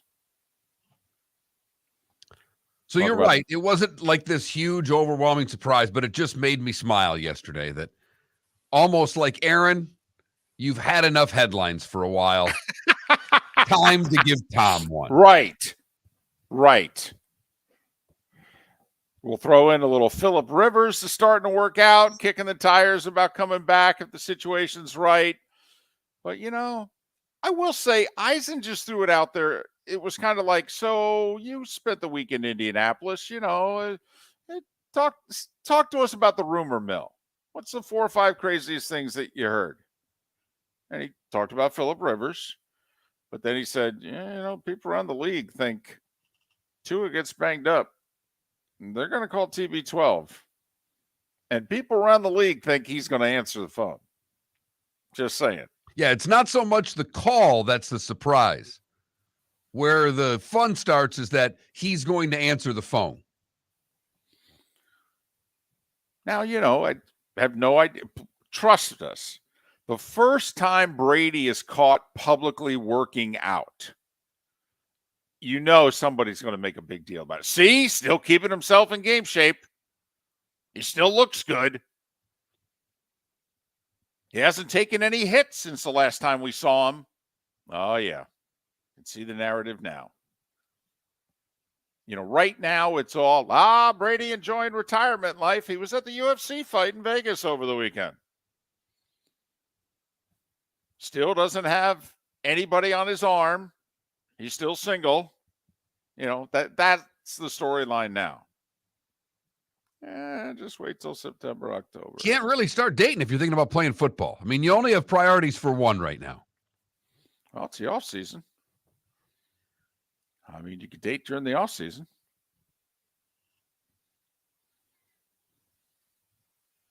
So that was my favorite rumor of the weekend and into the week. I enjoyed that. Time now for our Clutch Vodka play of the day. Felipe, what do you have from the association today? Well, Donovan Mitchell is the kind of guy who will dunk on you in overtime. Up or down 3, instead of taking a 3, he goes right to the rack and just jams it right over Mike Muscala. Stevens grabs the rebound, and Mitchell now trots into the forecourt, works on Brogdon, crossed him over. Oh, and he buries Muscala. Oh, what a thunderous dunk by Donovan Mitchell. Celtics blew a how many point lead? 14. Cavs win. They're the third seed in the Eastern Conference. They're fun to watch.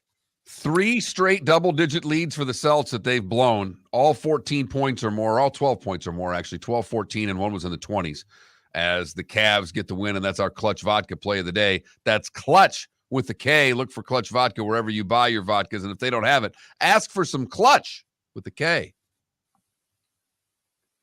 Actually, Cleveland is the 4. Oh. Okay. They're the 4. They're a couple games. Actually, they're 4 games in the loss column behind Philly for the 3. That right now, Cleveland looks in that they're going to be in the 4-5 game. The question is, are they going to play the Knicks? Or will Brooklyn come back? Will the Heat make a big run? I'm actually surprised, Felipe. I thought we were going to get ourselves either some Jimmy Butler or, somebody off the bench, because the Heat bench scored 58 last night in a 2-point win. I'm in a impressed. big win. I'm impressed you went non-Miami Heat with the play of the day. Well, Victor Oladipo had a nice alley-oop, but other than that, it was a pretty commanding win, I'd say. 130, 128 was commanding? Huh. They won by 2. Going to say, no, Felipe, they won by 2. Trae Young had the ball in his hand, with a chance to tie or win the game, I thought. Weren't they up by 9 with 2 minutes left? They almost blew it. Okay. Commanding. We're just impressed, though. That's all. Okay. We're impressed. You went non-Miami. That's all. It was actually a compliment. Donovan Mitchell is amazing, He is remarkable. He's a great player. And his team has no guarantees they're even going to get out of the first round. I mean, the top of the East is loaded.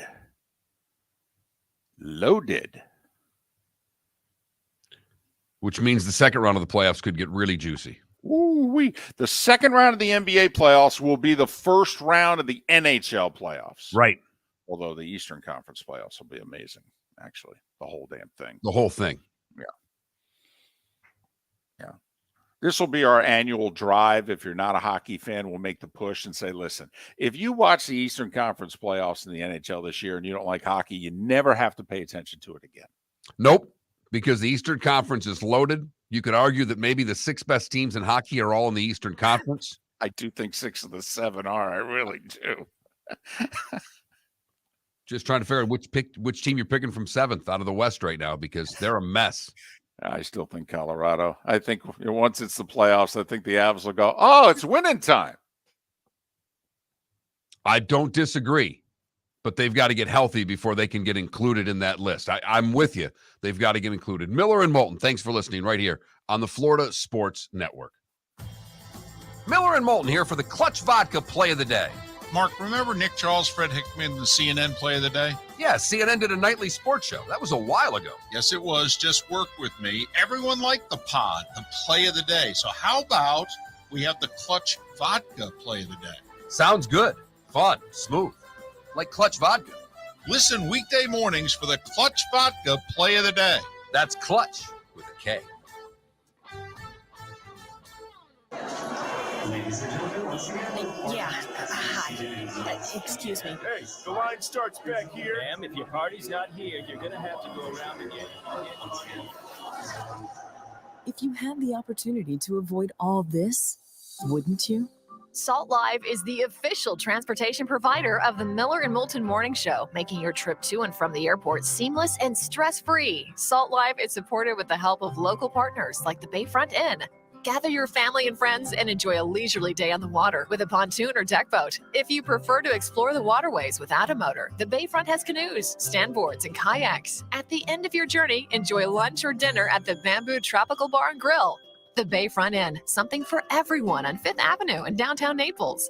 BayfrontInNaples.com. When you need a ride, book with Salt Live Transportation, 308-8686, or book on saltlivetransportation.com. David Moulton for Napa, Napa Auto Parts, and Napa Filters. Insist on Napa filters for your vehicles, or if you're a do-it-yourselfer, only buy Napa filters. Napa has a filter for almost anything on earth that moves, whether it's motorcycles, foreign and domestic cars, vans, SUVs, earth-moving equipment. You get the idea. Napa Auto Parts, Napa filters. Insist on them for your vehicles, or if you're a do-it-yourselfer, only buy Napa filters.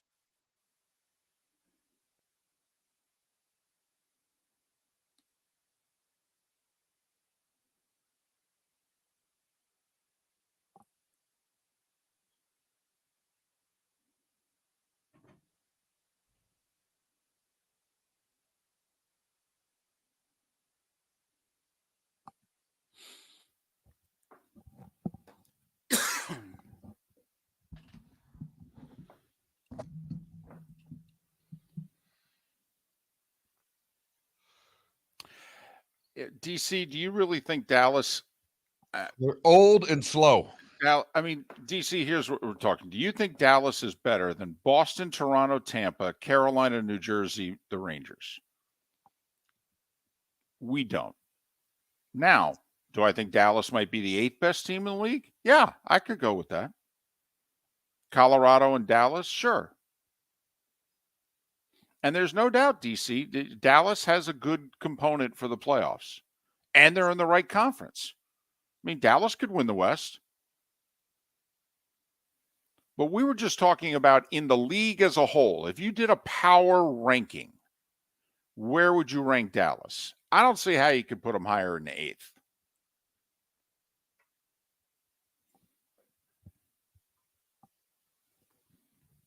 And they call more penalties in the playoffs than they ever have.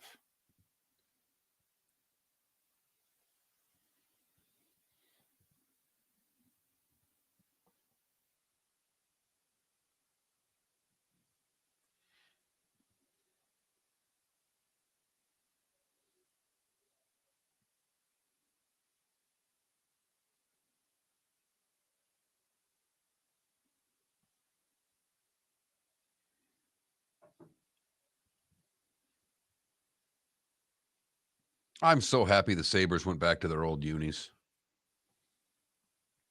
I like those blue and yellow Sabres unis.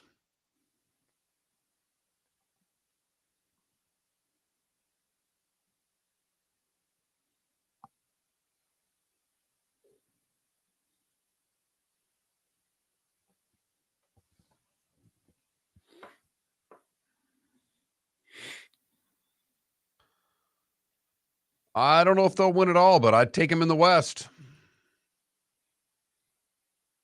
I do think we're going to have to start paying it. I'm going to have to dive in on either Vegas or the Kings. And the Kings. The Kings are probably like the Devils. They're probably too young. Probably need to experience the playoffs first. But who in the West has got playoff? I mean, Vegas and Colorado. Right. No one else has really got playoff moxie in the West. Minnesota's got a little. But yeah. I hear you.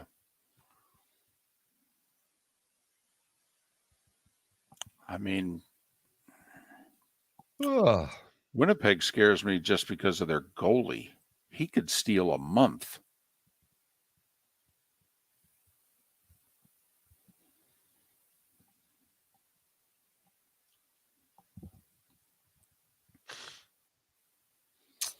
Well, ambient, listen, I would much rather be in the West than the East. Much rather. Easier road to the finals. Avs or Bruins? Even though the Bruins right now are superior. But the easier road is the Avs.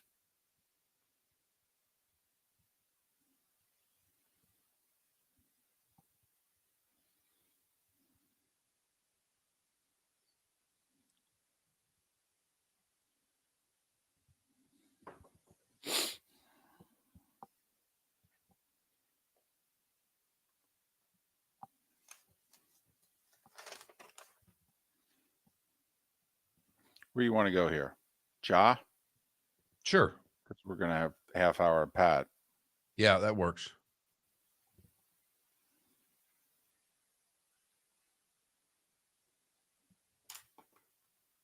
$15 seconds. Shout out Isaiah Wong, ACC Player of the Year. That's cool. Here we go.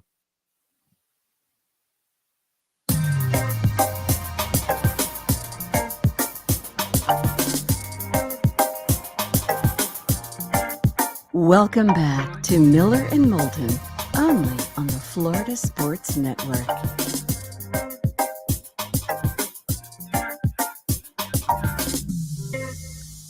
22 minutes before the hour is up. Pat Kirwan joins us at the top of the hour. Miller and Moulton, the Florida Sports Network, floridasportsnetwork.com. Mark Lai to join us 1 hour from now. We'll talk a little golf, the continuing winds of change on the PGA Tour.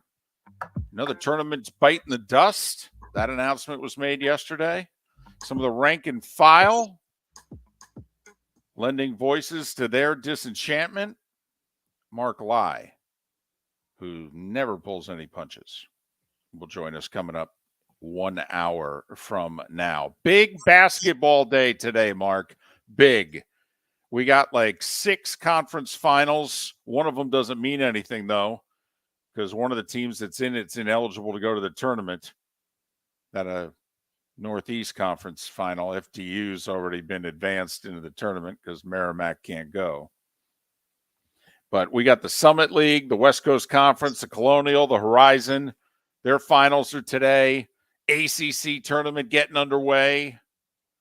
A10 tournament getting underway. Now I love this week. And this week's going to be big for the big conference tournaments midweek. The weekend won't really matter unless someone makes a run, unless Florida makes a run or Michigan makes a deep run, one of those schools. But really what we're looking at is what happens early in the week with all the bubble teams. Because right now the first 4 out are Oklahoma State, Rutgers, and Vanderbilt are on that line. The next 4 out, Clemson, Michigan, North Carolina are on that line. The last 4 in, Wisconsin, Penn State, Arizona State. So Arizona State, Wisconsin, Penn State need to win at least one tournament game, although in theory they'll all be playing somebody they should beat. So will one win even ensure a bid for them, or do they have to win 2? And then the Michigans and North Carolinas of the world likely have to get to the weekend. Mark, there are a lot of people that think Carolina's got to get to the ACC championship game minimum. Preseason number 1 team in the country, played for the national championship last year. Wow. A tournament without North Carolina. Man, possibly also without Michigan. Think of what Wisconsin's done in the last 10 years in college hoops. I mean, wow. Dare I say wow.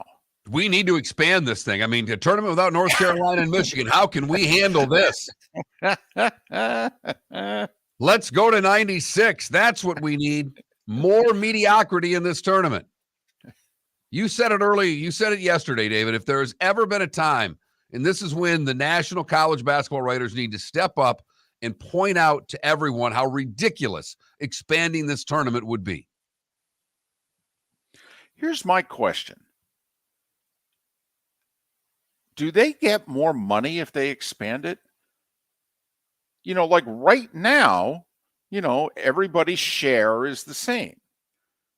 They have their money, they divvy it up. Well, if you add 24 teams, everybody's share gets smaller. Now, I know the conference may get a little more money because you can get more teams in, but I mean, I don't believe CBS and or Turner are kicking in more money so that everybody's slice of the pie remains the same. I know if I was CBS and Turner, it wouldn't interest me at all. No, not getting any more money. Got a contract till 2033 or whatever it is. No,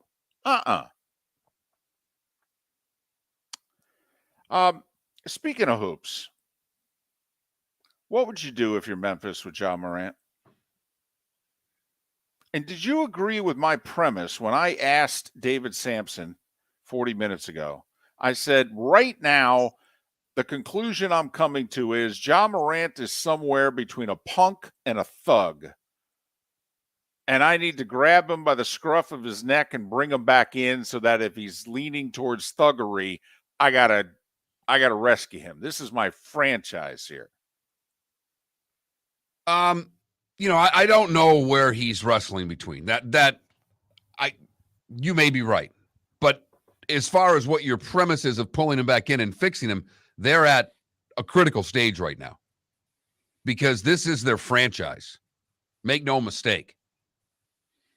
I mean, here's what's very disturbing to a lot of people, Mark. It's not I think he put it on Instagram at 5:30 in the morning from a strip club. I mean, why he would post it with the gun right there is, but also he posts it 72 hours after a Washington Post story, which goes on to cite the many instances of violence that he's been involved in, citing past police reports of the last year, an incident at a mall, one involving a 17-year-old kid at a pickup game. And 3 days later, he then posts the video that he's posting. I mean, you want to talk, don't you think after the Washington Post story, the Grizzlies organization, his agents went to him and went, hey, man, now we got a problem. People And he, by posting that gun picture, stuck the middle finger up at all of them, David. Yes. And said, I'm bigger than all of this. I would be petrified if I were the Grizzlies right now. Because as you pointed out, there's a story out there that he hit a 17-year-old kid in a pickup basketball game and then threatened him with a gun. There's a police report about an incident at a mall. Charges ended up being dropped. But I mean, the Washington Post did not write the story on hearsay. I mean, they just got a hold of police reports and just, dictated what was in the reports and put it in the story. 2 weeks ago, someone wrote a column, and I forget who it was, and I thought it was someone in Memphis that said Ja Morant needs to grow up. That was 2 weeks ago. Last week was the Washington Post story. Saturday morning was the video with him and a gun at a strip club at 5:30 in the morning.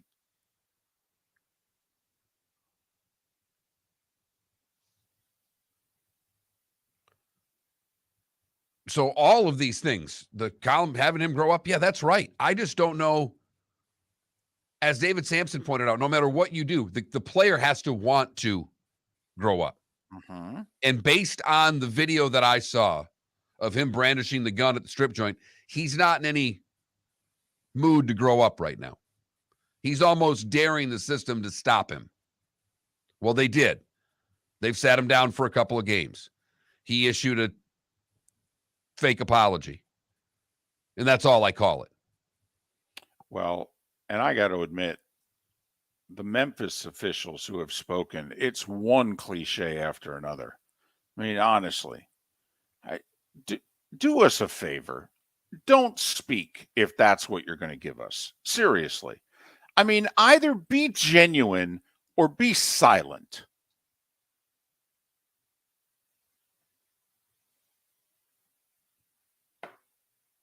But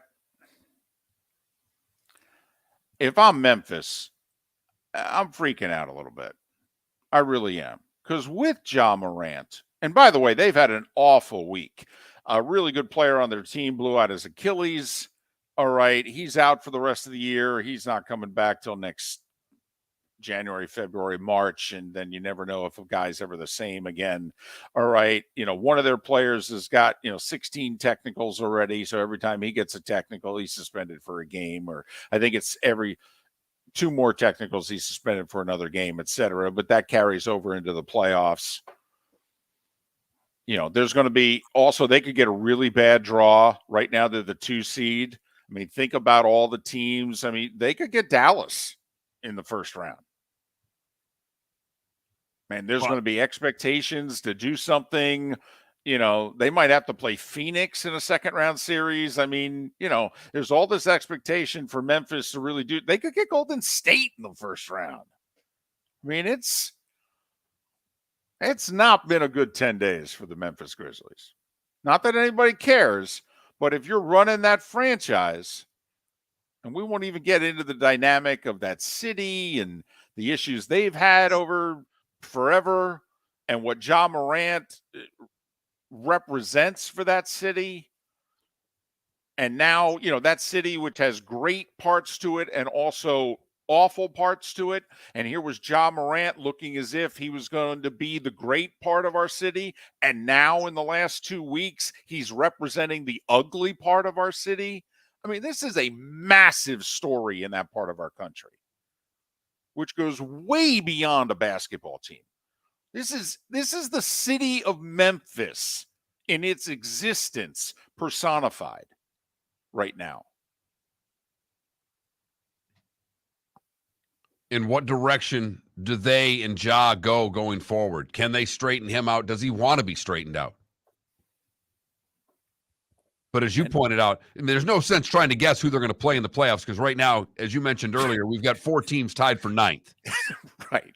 And those teams are only 3 games back of 5th. Right. So between Golden State at 5th and Oklahoma City at 13th, there are only 3.5 games separating those 2 teams, 3 in the loss column.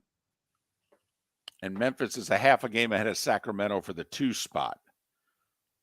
4 games up on Phoenix in the loss column, who's at 4. So, I mean, if you're Memphis, you're going to, right now, you think you're going to be the 2 or the 3.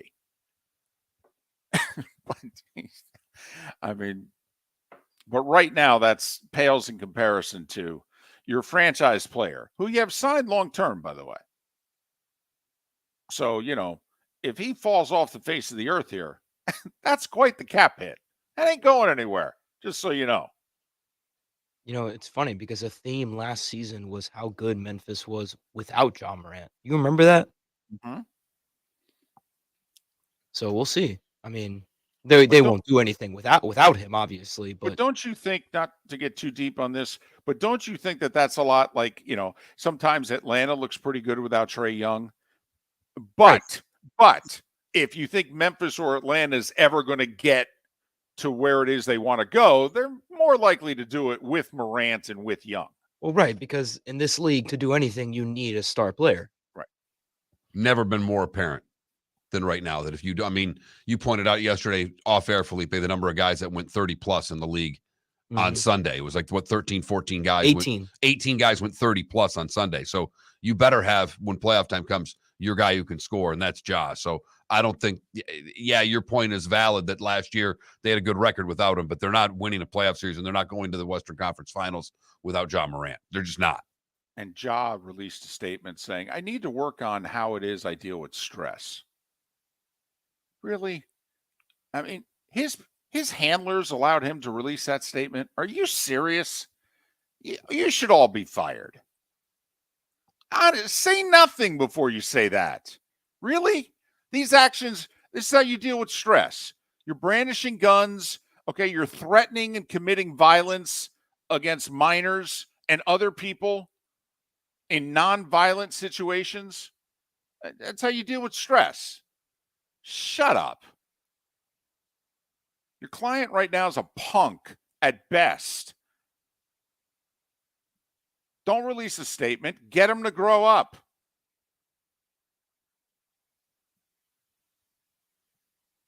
But Memphis is freaking out right now as an organization. Yeah. It's DEFCON 5 for Memphis because this is the future. He was the number 2 overall pick. Yeah. And he's delivered. As the basketball player, he's delivered on that. Absolutely. In fact, he's And the then best player.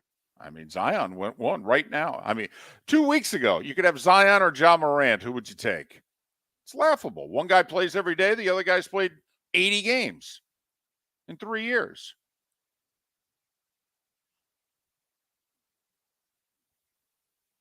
You hate to see it. Oh, yeah, absolutely. But you wonder, is he salvageable? Can he grow up? You know, is this just, hey, he's just hanging with the wrong people and he needs to disassociate himself from them? Okay, sounds easy. Or is it worst case scenario and that he's too far down the rabbit hole to dig himself out? We hope that's not the case. Miller and Moulton, your thoughts? 21,000 is the text line. FSN radio is the keyword if you've never texted the show before. Taking your comments on that, anything David Samson may have said, and Pat Kirwan coming up in around 8 minutes' time to get into the National Football League, the quarterback moves, the franchise tags, the players being cut. Busy day yesterday in the National Football League. We'll get into all of it with Pat Kirwan coming up at the top of the 8 o'clock hour.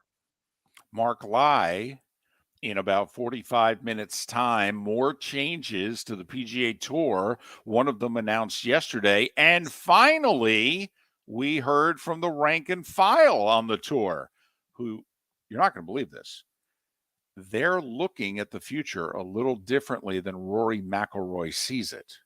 Mark Lai to talk about that in 45 minutes. Pat Kirwan is next.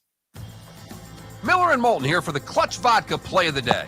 Mark, remember Nick Charles, Fred Hickman, the CNN Play of the Day? Yeah, CNN did a nightly sports show. That was a while ago. Yes, it was. Just work with me. Everyone liked the pod, the Play of the Day. So how about we have the Clutch Vodka Play of the Day? Sounds good. Fun. Smooth. Like Clutch Vodka. Listen weekday mornings for the Clutch Vodka Play of the Day. That's Clutch with a K.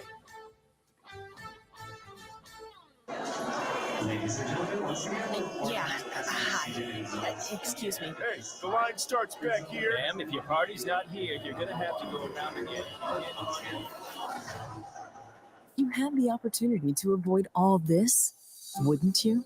Salt Live is the official transportation provider of the Miller and Moulton Morning Show, making your trip to and from the airport seamless and stress-free. Salt Live is supported with the help of local partners like the Bayfront Inn.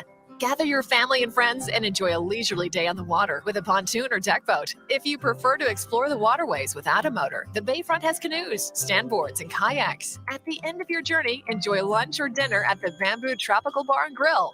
The Bayfront Inn, something for everyone on 5th Avenue in downtown Naples.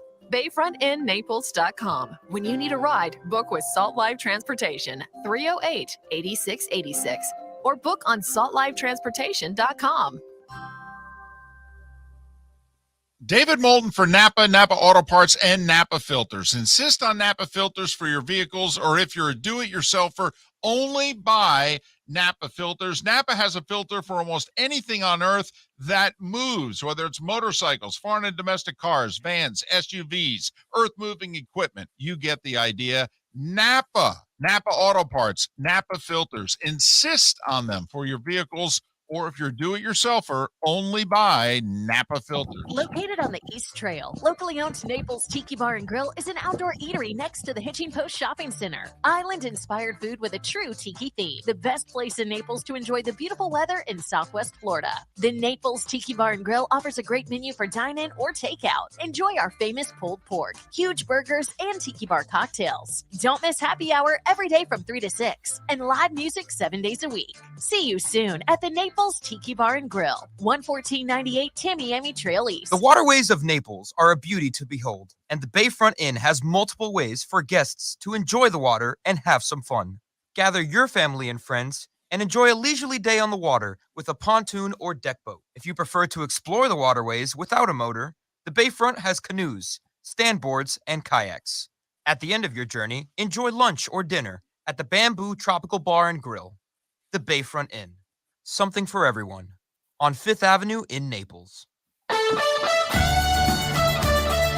are listening to Miller and Moulton on the Florida Sports Network.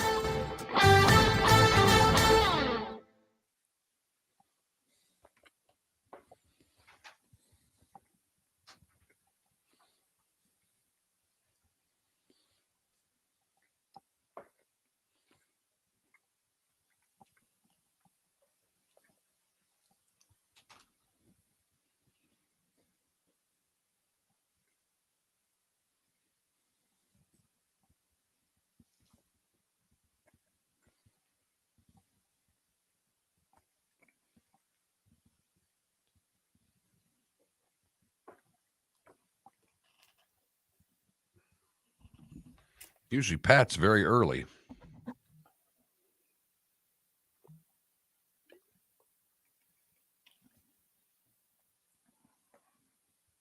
Ah, there he is. Just when I was starting to worry, he pops in. Good morning, Pat. Morning, guys. How are you? Doing great. How about yourself? Very good. Glad to be back from Indianapolis. I bet. There's only so much steak and shrimp one can handle. You know what? I've been around a long time. I stopped doing that. Because you got to get up in the morning and you got to detox yourself after all that red meat. So. No, I have no problem saying I'll take the Chilean sea bass. Nice. One night of steak and that's it. There you go.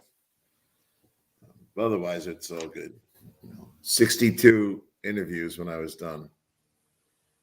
And I left early on Saturday. I said, no more. I've had enough. Did you bail on the show Saturday? No, we did the show in the morning. I heard part of it and you weren't on when they had the other with Jim and the other guy there when they were talking quarterbacks. I'm like, did Pat leave or did you just take a segment? I had what time we went on the air? 8 to 12 was our shift, and I left at 11:30. Okay, that because I had softball or some crap I was doing Saturday morning with my daughter, and I had it on. Like I listened to you on the way there. When I got home, I heard Jim and whoever the other guy was. I'm like, look at Pat, got to sneak out. Good for you. Well, there was only one nonstop back to RSW. And I said to Nick, I said, if you want me to wait, the next nonstop is tonight at 9 o'clock. You're going to have to put me back in the hotel because we're getting off the air at noon. And, as soon as you had money up for Nick, he just says, you leave early. I will say the guy with the goof, the interview I really enjoyed, Pat. I love when you get with the lineman, the kid from Northwestern, the double A name there. Yeah. I really enjoyed that interview when you guys were when you were talking with him about shot put and discus and that stuff.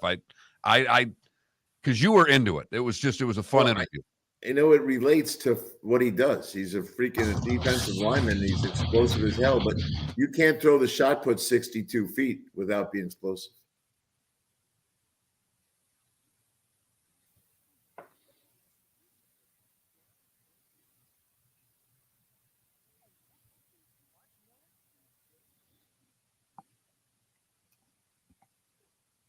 Did that go too early? It did. I'm gonna play it again though. Don't worry. Okay. Did that go over the air? I muted it. Oh, I feel like I'm back at Sirius. Hey, they fired 450 guys yesterday. 15 seconds. All because revenues were Projections were not met. It was still in the billions. What are you going to do when you make 8 billion instead of 9?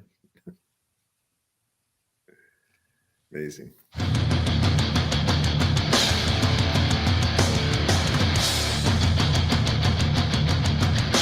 You are listening to Miller and Moulton, exclusively on the Florida Sports Network. And now here's Mark Miller and David Moulton. And it is the third and final hour for the folks in Lake City and surrounding areas, Tampa, St. Pete, Port Charlotte to Venice, halfway home for those who listen in the 239. We are Miller and Moulton here on the Florida Sports Network, floridasportsnetwork.com. And Tuesdays at 8 o'clock means Pat Kirwan of NFL Radio's Moving the Chains, CBS's NFL Today show. Pat joining us once again, courtesy of Pinchers from Tampa to Key West, over a dozen locations in between. Pinchers, because you can't fake fresh. Pat, welcome. How did the combine treat you? It was terrific. Really, it's well organized, and you get, they come through. They are very, the league is very good at getting the guys to you on time. You guys appreciate this. You guys do interviews. So when you're at the combine, and there's kids everywhere, and when he says 8:09, this particular player will be there. At 8:09, the player's there. So they just come in. They do their work with us and they move on. So we didn't really miss on anybody. No one canceled. No one was late. There was no backup. Nothing worse than you're interviewing a guy and there's 3 guys waiting their turn because it was all behind schedule. So I give the league a lot of credit for getting this thing off the ground. They know how to run a PR machine and they did a nice job with it. So I ended up doing 62 interviews. We haven't used all of them by any means, and we'll use them as the spring goes on here. Did you get to talk to any of the quarterbacks on Saturday, Pat? Yes, I did. I talked to Stroud for a while, and very interesting. I think he might be the most stable of the group in regards to has the skills, has the body, has the experience. The kid Richardson, that's a wild card and a half. If I was taking him in the 3rd round, I'd be fine with that, but not in the 1st round because you have to play him. And who else did I talk to? Oh, I talked to a little Georgia quarterback for a while. I just found that kid. I felt like I was talking to Drew Brees.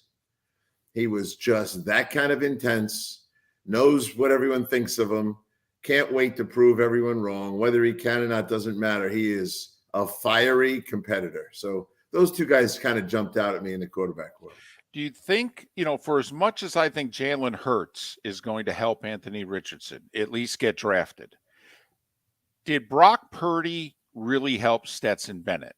Because he's 25, okay, but you look at his height and his measurables, but then, he might have been the second most athletic quarterback at the combine. If you look at his measurements and all that, he apparently had a really good workout. Okay. And Brock Purdy was the last player taken. Do you think because of Brock Purdy and even Bailey Zappi with New England, do you think that Stetson Bennett now, Pat, is going to go maybe 2 or 3 hours earlier in the draft than he would have? He should. You get all these guys with compensatory picks.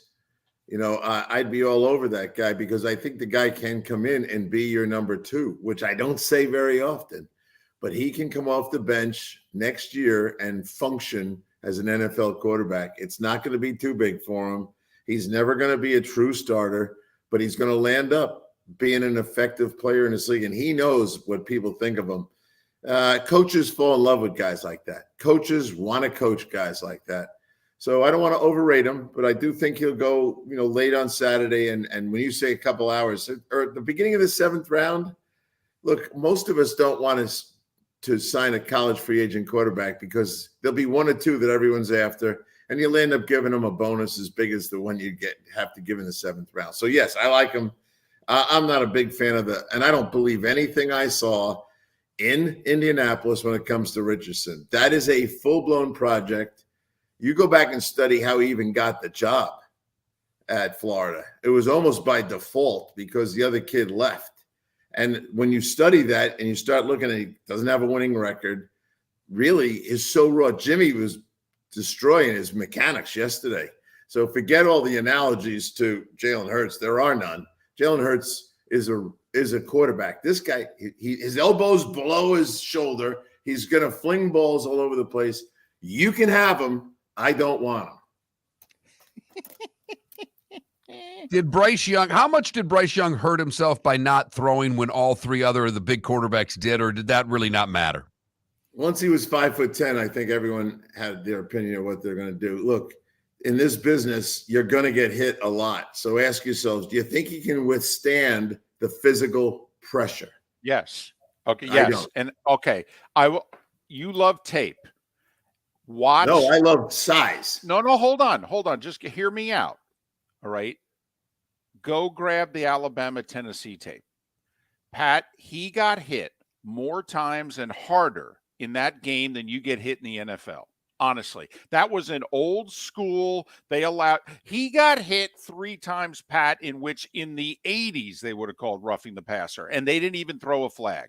I'm telling you, that would be the game in which if you're worried about his size and whether he could take the punishment, watch that tape and get back to me. And if you still think what you do, I'm fine with it.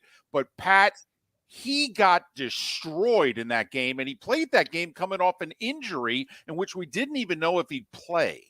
Okay, I agree with you. One, you have a very nice game to look at. I'm suggesting it's going to happen 17 times. And I'm saying in the NFL, they don't allow a game like that to happen ever. No, that's not true. They flag you for it. Every defensive guy has full intentions of destroying you physically and sending you to the hospital as many times as they can. They do not care. You can write all the damn rules you want. In that, go ask Joe Burrow how many times he got hit. If he gets hit as many times as Joe Burrow, he'll be out of the league in 2 years. Here you go. Could you imagine us working for the same organization? I just would Wouldn't want it to be be the great? I would want to be the PR guy for it, so I can sit there and say, all right, media member, ask Pat this question today and see how he reacts. He's Pat Kirwan, NFL Radio's Moving the Chain, CBS's NFL Today Show. By the way, he's not just giving this to us and he holds back. Okay, we just get him warmed up. Okay, he hits the ground running on Tuesdays at 3 o'clock on NFL Radio. All right, joining us once again, courtesy of Pinchers, Tampa to Key West, all the points in between. Pinchers, because you can't fake fresh. Do you like what New Orleans did, Pat? They go out and they get Carr. They sign, not a huge money, but do you like the signing for New Orleans? Yeah, I do. I mean, and I like even more the Geno Smith signing an hour and a half later for $35 million. And I knew what they were doing. They told me they were going to have it done by Monday or Tuesday. He got $72 million guaranteed, that being Geno. Yeah, I do like the deal. Now, they still have cap things to handle, but I saw Mickey Loomis for a while. Those guys know what they're doing. They're going to keep pushing off to the future their issues. And they're going to land up converting salary to sign bonus. They're at $28 million over the cap still. They'll get under. But they automatically, and this is what Carr was smart doing. He did not go to the AFC because that's where all the quarterbacks are. He used the Jets to push this thing over $35 million a year, whether they want to admit that or not. And he's the best quarterback in the division with no quarterbacks. It's probably his best chance to be a playoff quarterback. I find it interesting, Pat, he chose the Saints over Carolina. And I understand he has the connection with the head coach because Dennis was there at the beginning of his career with the Raiders. But if I'm looking at the roster and the cap situation and what have you, I'm not sure I'm going to the better NFC South situation, if you know what I mean. Do you know that the Carolina Panthers made an offer? Well, no, the answer is no. You don't know if they did. I don't know. I assumed that they were discussing something a little less than New Orleans offer. Why would, if at 37.5, if you wanted Carr in Carolina, why wouldn't they just throw 40 at him? We would have still said that's market deal. They didn't. So when I see a guy sign for 37.5, you know what it tells me? No one else came up above that number. He didn't go. He went to the guy who gave him the best deal. Oh, fair enough. I'm just talking about from a competitive standpoint. I mean, they were $55 million over the cap before they signed Carr. I'm curious how much of a roster he's going to have to play with. I mean, Kamara's likely facing a suspension. Michael Thomas can't be counted on anymore. I'm just curious how good of a team are they going to be? No, I'm with you on all that. But you're trying to think he should have gone to Carolina when we don't even know if Carolina made an offer. They fumbled the quarterback things plenty of times. in Carolina. Well, and I think it just shows you with Carr and the Saints and what they did with Geno in Seattle is that I know we got to wait a few more days before these free agent quarterbacks, but you better get what's out there now because the list of what's waiting is not that good. Let me ask the two of you, is Jimmy Garoppolo going to get more than either one of those guys? No. Does he deserve more? He's been to Super Bowl. Well, yes. I knew I could get you two to act like me and David right there. No, yes. So as the list falls apart, to Mark's point, and there's not going to be any alternatives left, what if three teams realize now, oh, we better get after Garoppolo? The Jets, Carolina, and I don't know, Atlanta. You know, they could push that market to 38.5. Well, the Jets are an Aaron Rodgers decision away from either having a great offseason or being in big trouble. Well, if you trade for him, along comes that contract. And after 1 year, if he says, I'm going home, I'm tired of this, where are you? You're in an incredibly bad spot. Well, and Pat, don't they have to wait until after June 1 to realistically trade him for how the cap works? That means they're going to let every quarterback in free agency pass.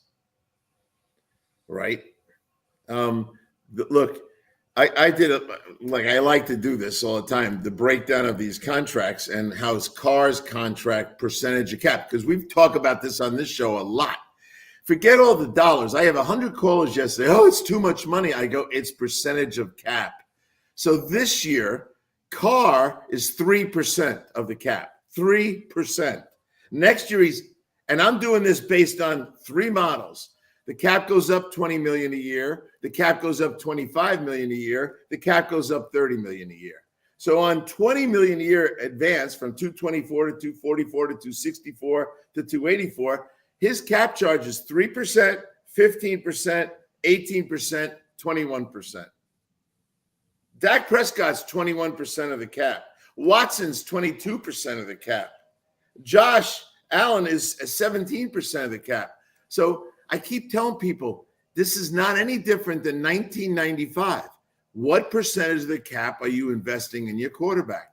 So when I look at Carr's deal, I see what that is. You know Rodgers right now is? In 2023, just 14% of the cap. Next year, he's 17% of the cap. You can do fine in this league if you can keep your quarterback around 16% of the cap. But Rodgers becomes a staggering cap number if he's moved. And that's why the contract is cumbersome. He's Pat Kirwan, more with Pat on the other side. NFL Radio's moving the chains, CBS's NFL Today show. And he joins us courtesy of Pinchers, Tampa to Key West, dozen points in between. Pinchers, can't fake fresh.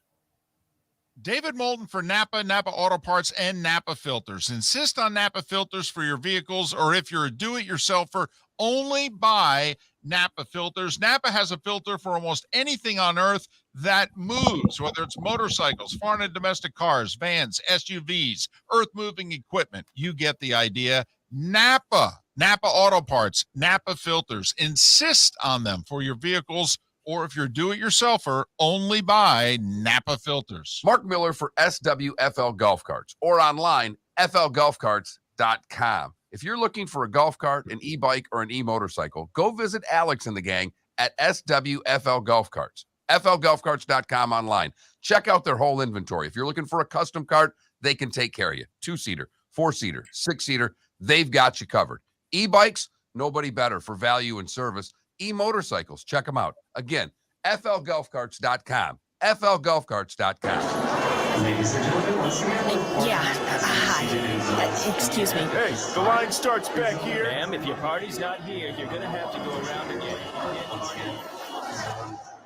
If you had the opportunity to avoid all this, wouldn't you? Salt Live is the official transportation provider of the Miller and Moulton Morning Show, making your trip to and from the airport seamless and stress-free. Salt Live is supported with the help of local partners like the Bayfront Inn. Gather your family and friends and enjoy a leisurely day on the water with a pontoon or deck boat. If you prefer to explore the waterways without a motor, the Bayfront has canoes, standboards, and kayaks. At the end of your journey, enjoy lunch or dinner at the Bamboo Tropical Bar and Grill. The Bayfront Inn, something for everyone on 5th Avenue in downtown Naples. BayfrontInNaples.com. When you need a ride, book with Salt Life Transportation, 308-8686, or book on saltlifetransportation.com. You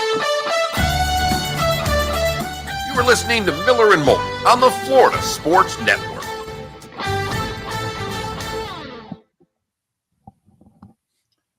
It's good to see you guys. It's good to hear your voice. I'm glad that you can chill out for a while. Have you noticed how chilled I am on your show today? Well, that's just my charm working. It's, that is the best comment. I don't know if you can see the comments, Pat, but someone said Pat has a different tone on his show, calmer, more patient, more forgiving of an opinion. You sound like that vodka commercial, smooth. You always end that with smooth.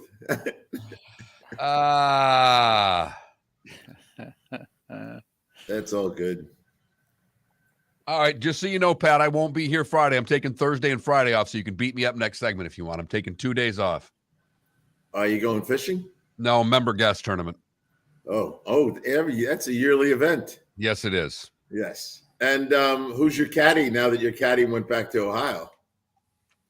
I've got a buddy from Michigan flying down to play with me, so we'll be good. There you go. Well, good luck in that. We'll have fun. That's all I worry about. Anything above that's a bonus. Mark, I think I know you well enough to know you'd like to win the damn thing. Oh, I do, but my game's not really good right now, so my expectations are low. Pat, apparently Mark's golf game is Anthony Richardson. Okay. 3 weeks ago, he was amazing. And the last 2 weeks, apparently, he's lost it. So it depends on what tape, of Anthony Richardson you want to show. That's you can apparently pick any Mark's tape you golf want game. of Anthony Richardson. I know Mark's better than Anthony Richardson. That kid Jones was the starter in 21. And so along comes this guy. He has to play because Jones leaves. And so now what do you got? You got a guy with 12 starts. He's a Trubisky when it comes to experience. And he doesn't even have a winning record. And he's a 53% completion guy. So always subtract rule. Here you go, David. Keep this rule in the back of your mind. Subtract 10% from completion percentage from college to pro football in their first year. Well, if he's a 43% completion rate, the guy will be a tight end before November. Pat, I was all over that stat for 25 years. Do you know who has killed us? Josh Allen. Josh Allen's the guy who now everybody goes, well, he was 56% at Wyoming. Josh Allen is 6'6" and 250 pounds. Well, this guy's 6'4.5", 240. With no brain. If you guys defend him, I will haunt you. Pat, I would not touch him. He's a tight end waiting to happen. The tight end in Washington. That's the guy he is. Oh, the guy who was the quarterback at Vatech. Yes.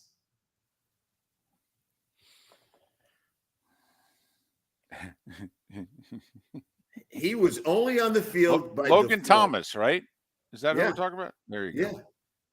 Let me ask you this question. I've asked you before. Now that you've seen these quarterbacks, are they really first rounders, or is this that you have to take a quarterback and someone has to go in the first round? I like CJ Stroud. I liked him all year, Pat. Me too. That's the only one I like. I don't like Levis. I don't like the little guy. The little guy, as one of my callers calls him. By the way, Pat, does anybody like Levis as much as Levis likes Levis? First off, you'll appreciate this, Mr. from New Jersey. All you have to remember is he's from Connecticut.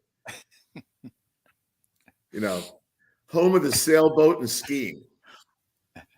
Pat, all I know is when I heard Will Levis talk about Will Levis, T.O. Oh, my cannon? Why are you throwing? Right. Because I have a cannon. My cannon, right. What a joke. I don't think this draft has first round quarterbacks. I think we're just putting him in a first round, Christian Ponder, because people need him. Here we go. It'll be the Jake Locker. 30 seconds. if you really study him, is there a Joe Burrow in this draft? Oh, hell no. Is there a Josh Allen in this draft? I don't have to ask you about Mahomes, do I? I'll tell you what there is. There's a Trubisky in this draft. Okay, here we go. 10 seconds.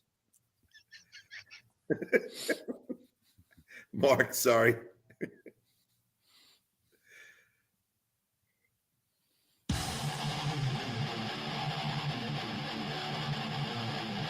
You're listening to Miller and Moulton, exclusively on the Florida Sports Network.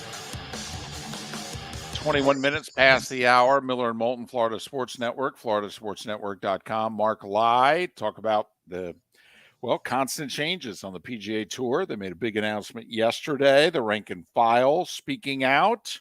We'll talk to Mark and Lai, who my guess is will take the side of the rank and file, but we'll talk to him in a little more than 15 minutes time. Our remaining moments with Pat Kirwan. NFL Radio's moving the chains, and he joins us once again, courtesy of Pinchers.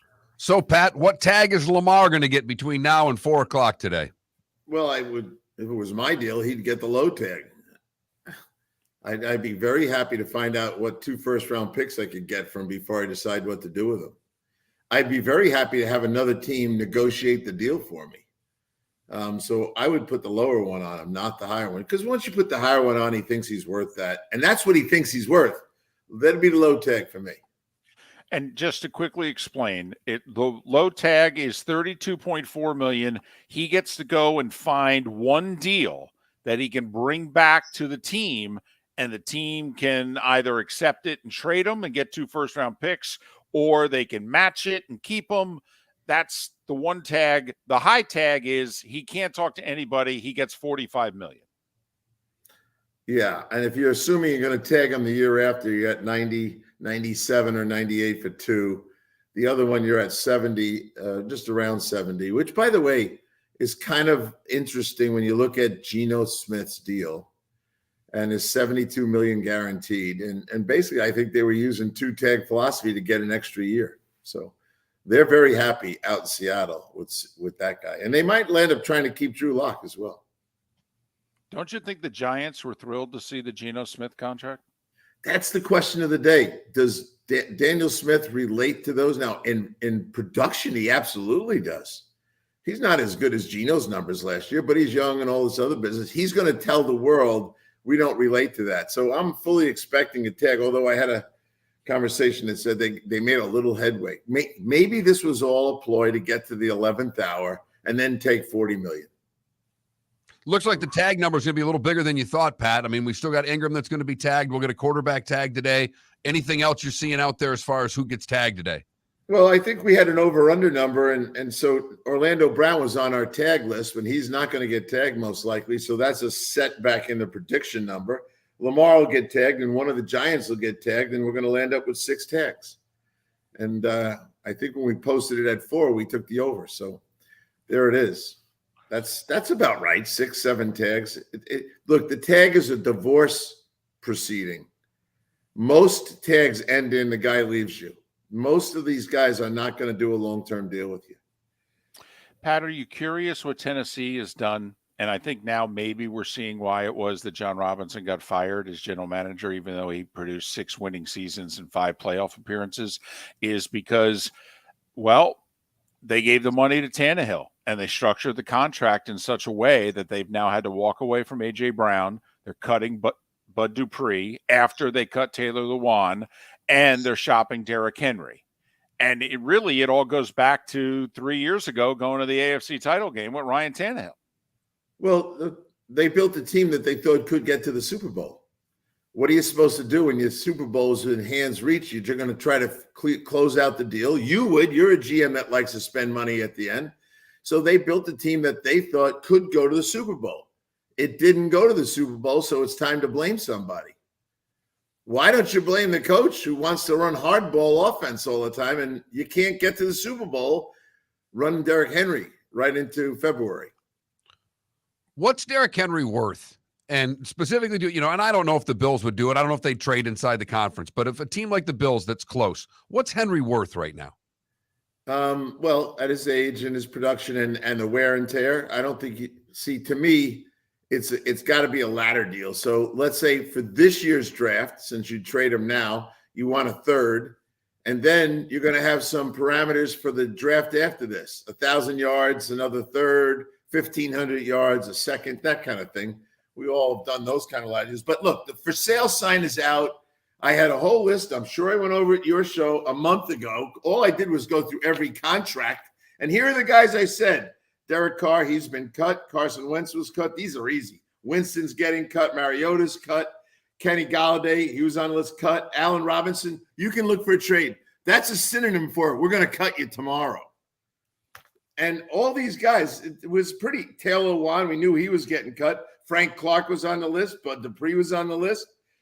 Get ready. Griffin over in Jacksonville's got to go. Jacksonville's way over the cap. They'll cut him today or tomorrow. It's so easy. And every GM knows the cap casualty list way before they get cut. It's pretty easy. Cortland Sutton, go look for a job. Henry, look for a job. D-Hop, look for a job. Allen Robinson, look for a job. I don't think they'll cut Derrick Henry, but it'd be a third and something based on production. Pat, who's going to be in good shape in 8 days to sign free agents? I mean, right now it's slash and burn time, but who's going to have money? Atlanta and Chicago both have full intentions of using cap, especially Atlanta. They have a full-blown plan, and they're going to spend all that money, and they're going to try to get right into this race. Do you think part of it includes a quarterback, or do you think they're going to go with the Cincinnati kid in year 2? I think they're going to still try to get a quarterback. They have their eye on somebody. I don't know who it is yet. I'm going to try to find out. But remember, maybe it's Tannehill. Well, is it Lamar if they put that other tag on him? They'd have the money to put together a nice deal. And I'm telling you, if I'm Baltimore, I'll take the 2 first-round picks. Has he finished his season, David, in the last 2 years? Well, no, he hasn't. Okay, and once again, I have no problems, by the way, if the Ravens take the 2-1s and move on. But now the problem is they've got a roster in which, in theory, they're trying to win now. Now they're going to have to bring in a quarterback who doesn't play like Lamar and a personnel grouping that is all catered to Lamar. They don't have a wide receiving core. Okay, if they move on from Lamar, to me, you're writing off 2023 as them as a viable contender. Well, maybe they're worried about, are we as good as Cincinnati? Is this the time to flip the switch and retool this thing? I'm okay with that. But then also now the question becomes, so who are they going to retool it with? And your friend Richardson. Yeah, go get Richardson. Like you think Baltimore would draft Anthony Richardson? Seriously. I'm being sarcastic because, and they take him in the 4th round. They would take him in the 4th round. There's no doubt there. Seemingly Baltimore always has a player or two fall into their lap on draft day. I'm just waiting to see who falls this year right into Baltimore's lap like it always happens. Well, do you think this draft has first-round quarterbacks really? Or is this, when you look at other drafts with Mahomes and Josh Allen and Burrow, do you see a guy in this draft that's one of those guys? I think Stroud can play, Pat. I think Stroud can flat out play. I'm with you, Mark. I'm a fan of him. I think Bryce Young will have a much better career than you think. Well, trust me on this. I wrote this one down. As long as you have me on your show, we'll be bringing that up a lot. Feel free to bring it up if he's playing great. 5'10". He's 5'10" on a team that had the best talent on the field every week but one. Well, you could say that about Stetson Bennett also. I called him the 7th rounder. I know that. So we know what it is you think of Bryce Young. I like quarterbacks that have to play against teams that are better than them, because the NFL, the team in front of you, almost every other week is better than you. It's a level playing field. Some of these guys are not from level playing fields. It's a very valid point. He's Pat Kirwan. NFL Radio's moving the chain. CBS's NFL Today show. He joins us twice a week during the season, once a week during the offseason. The offseason lasts about an hour and a half these days, by the way. And Pat joins us courtesy of Pinchers, Tampa to Key West, over a dozen locations in between Pinchers, because you can't fake fresh. Pat, we got you wound up for your show. Now you just have to wait 6.5 hours for it.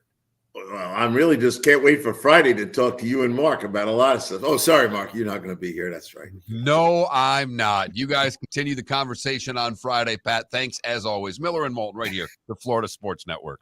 David Moulton for Napa Auto Parts, and Napa Filters. Insist on Napa filters for your vehicles, or if you're a do-it-yourselfer, only buy Napa filters. Napa has a filter for almost anything on earth that moves, whether it's motorcycles, foreign and domestic cars, vans, SUVs, earth-moving equipment. You get the idea. Napa Auto Parts, Napa filters. Insist on them for your vehicles, or if you're do-it-yourselfer, only buy Napa filters. Mark Miller for SWFL Golf Carts, or online, flgolfcarts.com. If you're looking for a golf cart, an e-bike, or an e-motorcycle, go visit Alex and the gang at SWFL Golf Carts. flgolfcarts.com online. Check out their whole inventory. If you're looking for a custom cart, they can take care of you. 2-seater, 4-seater, 6-seater, they've got you covered. E-bikes, nobody better for value and service. E-motorcycles, check them out. Again, flgolfcarts.com. flgolfcarts.com. Ladies and gentlemen, once again. Yeah. Hi. Excuse me. Hey, the line starts back here. Ma'am, if your party's not here, you're going to have to go around again. If you had the opportunity to avoid all this, wouldn't you? Salt Live is the official transportation provider of the Miller and Moulton Morning Show, making your trip to and from the airport seamless and stress-free. Salt Live is supported with the help of local partners like the Bayfront Inn. Gather your family and friends and enjoy a leisurely day on the water with a pontoon or deck boat. If you prefer to explore the waterways without a motor, the Bayfront has canoes, standboards, and kayaks. At the end of your journey, enjoy lunch or dinner at the Bamboo Tropical Bar and Grill. The Bayfront Inn, something for everyone on 5th Avenue in downtown Naples. BayfrontInNaples.com. When you need a ride, book with Salt Live Transportation, 308-8686, or book on saltlivetransportation.com.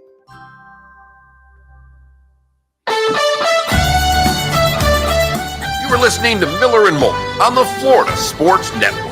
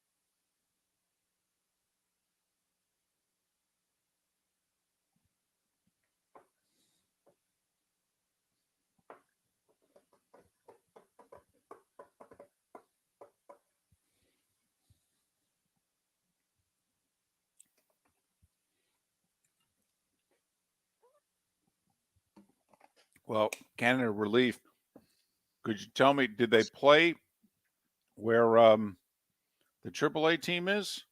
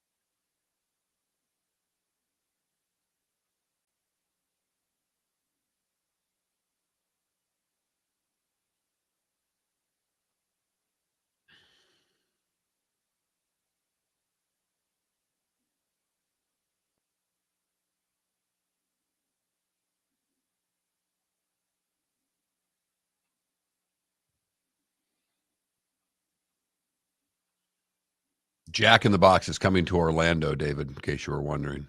Ooh. Very trashy. It's awesome. I had a Culver's burger for the first time in the last month. It's not great. It's funny. I'm not a huge ice cream and desserts guy, but I've tried their food, and I think their food's overrated. Yeah, but apparently their desserts are amazing. I was told it's in like the ballpark of Five Guys. It's not close. Oh, their concrete mixers are phenomenal. Phenomenal. The best part about softball is they have these stupid little cards you have to buy for fundraising, and it's got a BOGO concrete mixer on there. Don't they like butter the buns or something? Yeah, butter. Yeah, they're toasted. It's fine, but it's more along the lines of a Wendy's McDonald's burger than it is a Five Guys burger, and they charge a lot for it. That's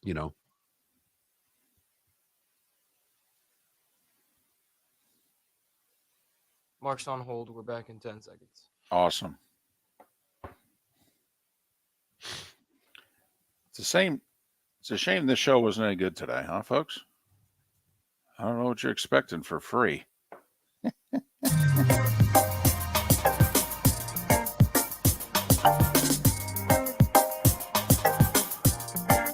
Welcome back to Miller and Moulton, only on the Florida Sports Network.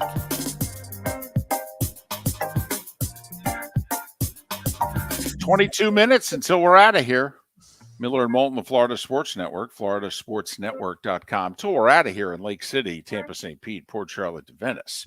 We still got the bonus hour in the 239, which is where Mark Lai calls home most days. Nearly 20 years playing on the PGA Tour, 25 years broadcasting the PGA and Champions Tour. He's kind enough to join us once again. How the heck are you? I'm good, man. Life is good. My kids are playing some good golf. My son is he's going to be a Gator next year. It's hard to get in that school. Yes, it is. But he got into Purdue and he checked it out. And if he didn't get in to University of Florida, he was going to go to Purdue. So he's a brainiac. My daughter, on the other hand, is playing some great golf, and I'm just loving following them in this stage of their life. It's fun. Absolutely glad to hear it. Just curious, the tour had another great week. Bay Hill was terrific, a great leaderboard. And so far of the 3 elevated events, they've gotten great leaderboards and great finishes. Do you think it's working? Well, I think it's a little too early, just like it's a little too early for LIV. Everyone wants us right out of the box, and it just doesn't happen like that. Look, the Players' Championship at Sawgrass was an experiment. I'm telling you, and now it has blossomed into a wonderful must-see event, but it wasn't like that for a while. Look, everybody wants this instant gratification in this world, Dave and Mark, and it just doesn't happen like that. When you make a big change in something, it takes years to kind of finesse. Look what they're doing with the FedEx Cup. They're still not set on a way to do things in that, staggered start. Was it fair the other way? Could you win 2 events like Bryson DeChambeau and still not win the trophy? I mean, so we want this instant gratification, but it's not going to happen. And the thing that's kind of curious to me is that I'm just going to go off here a little bit, guys. For all the things that were wrong with LIV, and again, I just want to qualify this. I'm still a card-carrying member of the PGA Tour. I've been a member since 1977. I don't plan on canceling my membership, but I'm a lifetime member. I pay dues. So the fact that I'm for LIV and against the tour is poppycock, all right? I like both organizations. But for everything that was wrong with LIV, the PGA Tour is now instigating those same ideas on their tour. And that's what's really hypocritic to me.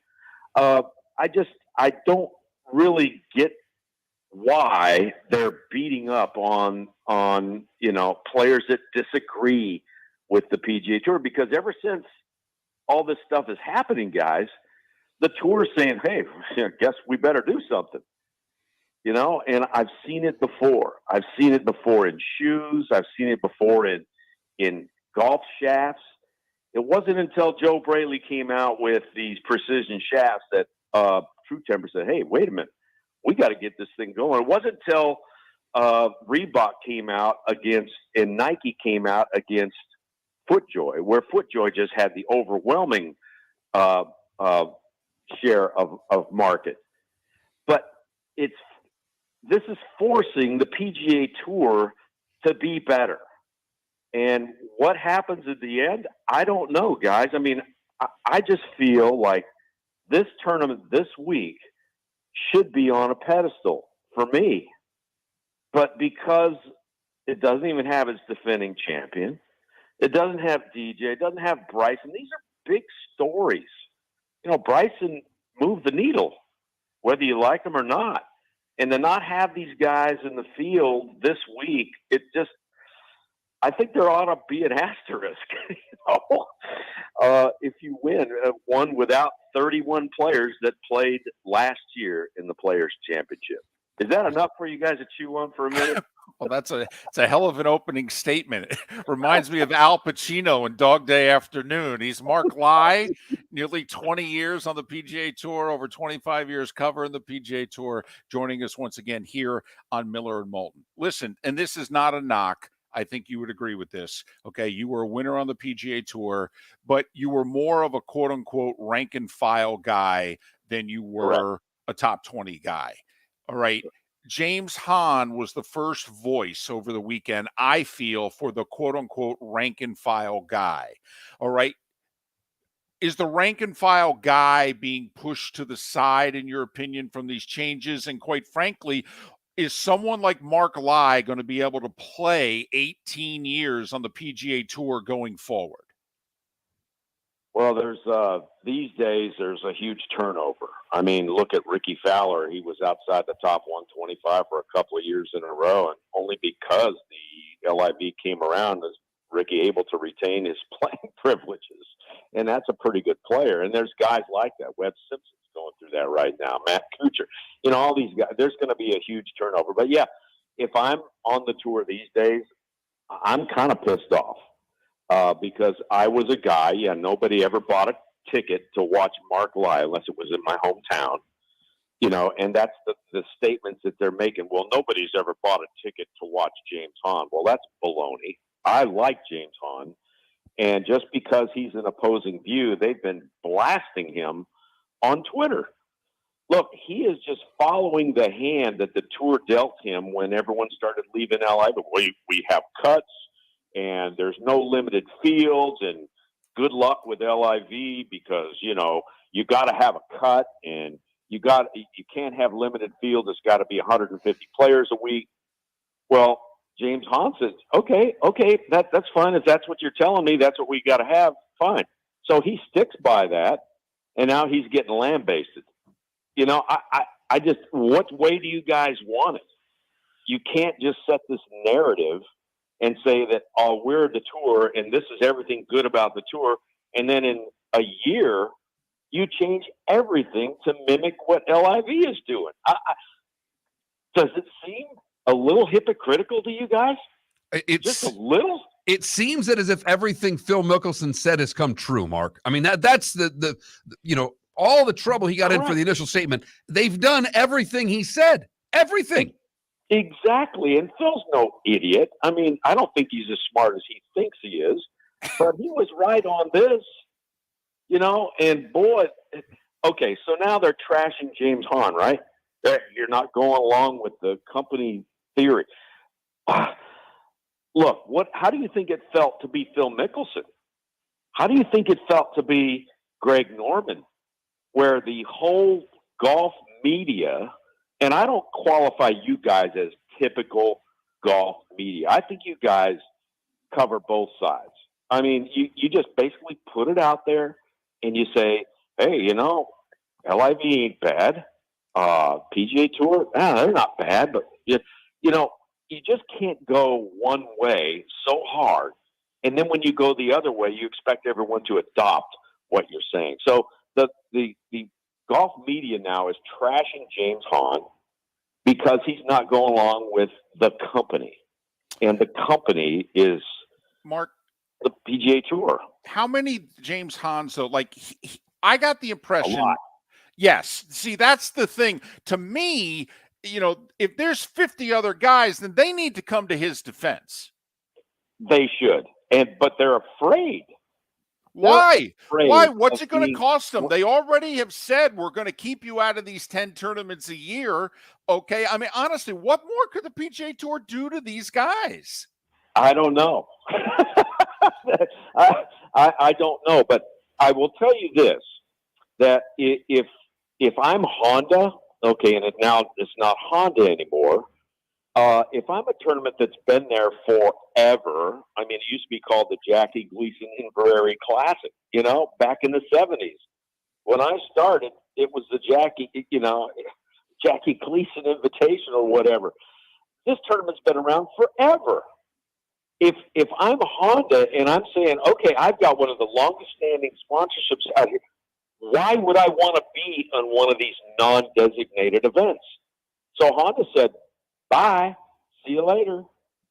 When they took that event away from Trump at Doral, I said, geez, that's a strong move. Move it to Mexico? And if you spoke out against that, guys, you were like, you must be a Trumper. Oh, man, that's so bad. No. It's about loyalty on the PGA Tour. And they want you to be loyal to them to a fault no matter what. And that's the thing that I disagree with. Well, and I think to your point, Mark, I mean, no one bought a ticket to the Arnold Palmer to the Bay Hill to watch Kurt Kitayama.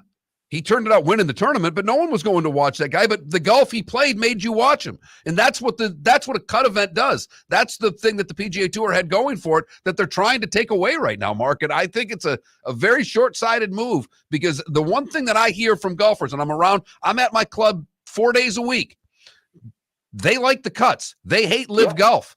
And I hear it every single day because I do this for a living. And if you're going to start taking the cuts away, I'm just wondering how that's going to affect the PGA Tour. Now, what are they going to say? What are they going to say? How are they going to spin this deal right now? I'm just looking at it, I mean, it's glass half full, glass half empty. I mean, hey, maybe the fields will be easier now in some of the Honda-like events or the non-designated events. And maybe they'll be easier to win. Maybe you can move up. But here's another thing. This is the inequities. Okay, so now there's 75, let's say 78 players they decide on. That's going to be the number. So now you can't miss a cut. You're going to get points every event you play in, even if you're last, right? Because there is no cut. And now you say you're playing in the Honda, and I'm not beating up on the Honda. You're playing in a non-designated event, and now you miss a cut, you get 0 points. The guy that finishes, 50th or 60th in that non-designated event is getting points because he's made the cut. Okay, there is no cut in the other, and so that guy's getting points for not having to make a cut. And there's another thing in there where in the designated events they've actually allowed for 4 sponsor exemptions. So if you're a good player who's having a bad year and somehow you get knocked out, there's a way to get you back in. And I guess I'm knowing that if Ricky Fowler has a bad year, and God bless him, I love the kid. If he has a bad year or whatever, guess what? He's getting in all those designated events. And Jordan Spieth and whoever the flavor of the day is. Mark, we got about 2 minutes. If you're Norman, though, basically the PGA Tour right now, I believe, is outflanking. They're out LIVing the LIV. All right, with a better TV deal and more better players. So if you're Norman, if he calls you up right now, what's his next move? Got about 90 seconds. I would say get more players on your tour, and I think your idea was to go to 54 players. It's 54. and I would say more players. But I think Greg is doing things right on schedule. I don't really think he needs to make a move. I honestly don't. Let's see how this experiment on the PGA Tour works. Let's see if there's any blowback. Will more players go play in Europe? Will they play international events? Will they play other tours? Who knows? I think that it's too early to tell right now, guys. He's Mark Lai. All right. I'm glad that we could get him to open up. Okay. It doesn't always happen. All right. Nearly 20 years on tour, 25 plus years covering the tour. Hey, congratulations on all the success your son and daughter are having. And hey, can we do this before the Masters? Oh, absolutely. Let's count on it. Great. Thanks, guys. Thanks, All right. Mark. Mark Lai, kind enough to join us once again here on Miller and Moulton. Wish he'd just have a opinion on something. It's just so damn wishy-washy what he thinks. He's always had one. That's why we've always liked him. Now, his opinion on this, a lot of people don't like. All right. But he's always had an opinion. He's never been shy of expressing it. And James Hahn, the golfer that, well, taking on the only one really taking on the tour from inside the tour right now. It will be interesting to see how media day goes at the players to see if some of these questions are asked of other rank and file players or if they're asked of the top players and how they respond. It will be interesting if the LIV can just stay pat and survive. And I know they have the money to survive, but you know what I mean. It's one thing to be in business. It's another thing to actually be in business. They came out and said their TV numbers were a little greater than they were. They claimed that 3.2 million people watched their initial telecast after all the dust settled. They're off this week. They play next week in Arizona. We'll see how that goes coming off of the players for the PGA Tour. Lake City, Port Charlotte, Tampa, St. Pete, and Venice, we thank you so much for listening. The bonus hour in the 239 is next right here on the Florida Sports Network. Ladies and gentlemen, once again. Hi. Excuse me. Hey, the line starts back here. Ma'am, if your party's not here, you're going to have to go around again. If you had the opportunity to avoid all this, wouldn't you? Salt Live is the official transportation provider of the Miller and Moulton Morning Show, making your trip to and from the airport seamless and stress-free. Salt Live is supported with the help of local partners like the Bayfront Inn. Gather your family and friends and enjoy a leisurely day on the water with a pontoon or deck boat. If you prefer to explore the waterways without a motor, the Bayfront has canoes, sandboards, and kayaks. At the end of your journey, enjoy lunch or dinner at the Bamboo Tropical Bar and Grill. The Bayfront Inn, something for everyone on 5th Avenue in downtown Naples. BayfrontInNaples.com. When you need a ride, book with Salt Live Transportation, 308-8686, or book on saltlivetransportation.com. Located on the East Trail, locally owned Naples Tiki Bar and Grill is an outdoor eatery next to the Hitching Post Shopping Center. Island-inspired food with a true tiki theme. The best place in Naples to enjoy the beautiful weather in Southwest Florida. The Naples Tiki Bar and Grill offers a great menu for dine-in or takeout. Enjoy our famous pulled pork, huge burgers, and tiki bar cocktails. Don't miss happy hour every day from 3 to 6 and live music 7 days a week. See you soon at the Naples Tiki Bar and Grill, 11498 Tamiami Trail East. Miller and Moulton here for the Clutch Vodka Play of the Day. Mark, remember Nick Charles, Fred Hickman, the CNN Play of the Day? Yeah, CNN did a nightly sports show. That was a while ago. Yes, it was. Just work with me. Everyone liked the pod, the Play of the Day. So how about we have the Clutch Vodka Play of the Day? Sounds good. Fun. Smooth. Like Clutch Vodka. Listen weekday mornings for the Clutch Vodka Play of the Day. That's Clutch with a K. Mark Miller for SWFL Golf Carts or online, flgolfcarts.com. If you're looking for a golf cart, an e-bike, or an e-motorcycle, go visit Alex and the gang at SWFL Golf Carts. flgolfcarts.com online. Check out their whole inventory. If you're looking for a custom cart, they can take care of you. 2-seater, 4-seater, 6-seater, they've got you covered. E-bikes, nobody better for value and service. E-motorcycles, check them out. Again, flgolfcarts.com. flgolfcarts.com. David Moulton for Napa, Napa Auto Parts, and Napa Filters. Insist on Napa filters for your vehicles, or if you're a do-it-yourselfer, only buy Napa filters. Napa has a filter for almost anything on earth that moves, whether it's motorcycles, foreign and domestic cars, vans, SUVs, earth-moving equipment. You get the idea. Napa Auto Parts, Napa filters. Insist on them for your vehicles, or if you're a do-it-yourselfer, only buy Napa filters. You are listening to Miller and Moulton on the Florida Sports Network.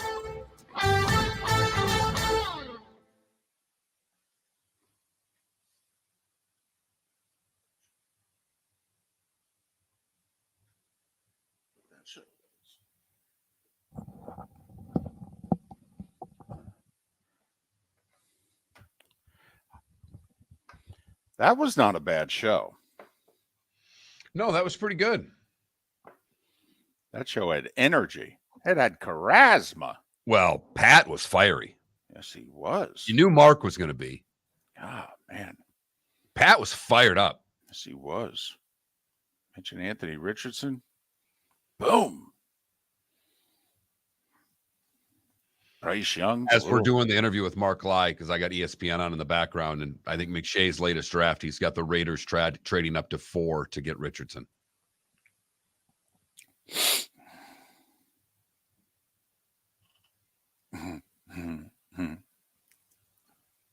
I'm telling you, if I'm the Bears. David, you're as right as you've ever been with this pick. They're going to trade this sucker twice. If somebody's willing to do that, I may trade it 3 times. If I could wait, I can move down to 7 and make 3 deals. And you still might be able to get the Georgia kid at 7. I'll be shocked if he gets past Pete. I think Pete looks defensive guy at heart, looks at Jalen Carter and goes, we've had one of those in franchise history. His name was Cortez Kennedy. We haven't had one since.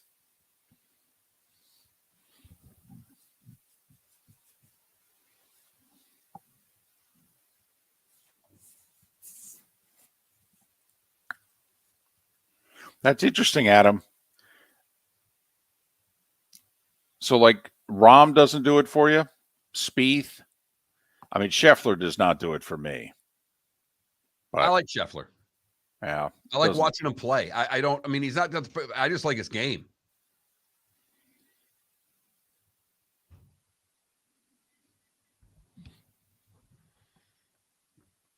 I must admit I'm biased. I like a little personality. And Scheffler to me has none. None. I feel as if it's Davis Love reincarnated. Oh, you might be right. I just like his game. I like that he plays better at hard courses. I like that he gets fired up to play the tough courses. That impresses me. I mean, he's terrific. But I think I've turned into the old golf guy. I can turn the tournament on. It does, like I was all over Kitayama. That was a riot to watch this guy play against the big, but like I can find a story there and like, look at this guy playing against all the best players. I'm interested. Well, but once again, it was the leaderboard. Now, the problem, if there were 4 other Kurt Kitayamas, would. I don't know. I watched the Honda and enjoyed it with 2 guys up there. I mean, but you got to admit that. I mean, that was Golf Geek. But those stories are a little unique. One guy, it was his 12th tournament. The other guy's a raging alcoholic, off the tour for 3 years, hasn't won in 8 years. I mean, you don't get a ton of storylines off the beaten path. Those 2 had them. No, but if they're not producing shots, I don't care about the storyline. They were Okay, fair enough. I mean, it's like watching Furman in Chattanooga last night. It turned out to be a game. Early, it didn't look like it's a game, and I'm not paying any attention. All of a sudden, Chattanooga starts making threes. I'm like, ooh.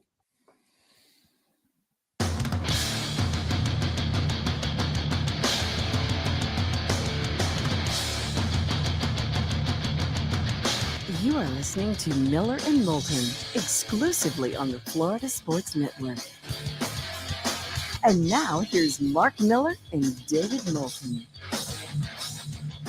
Bonus hour, Miller and Moulton, first Tuesday of March. The madness is upon us throughout the sports world, not just college hoops. Although ACC and Atlantic 10 tournaments both get underway today, some of the bigger boy tournaments getting underway tomorrow.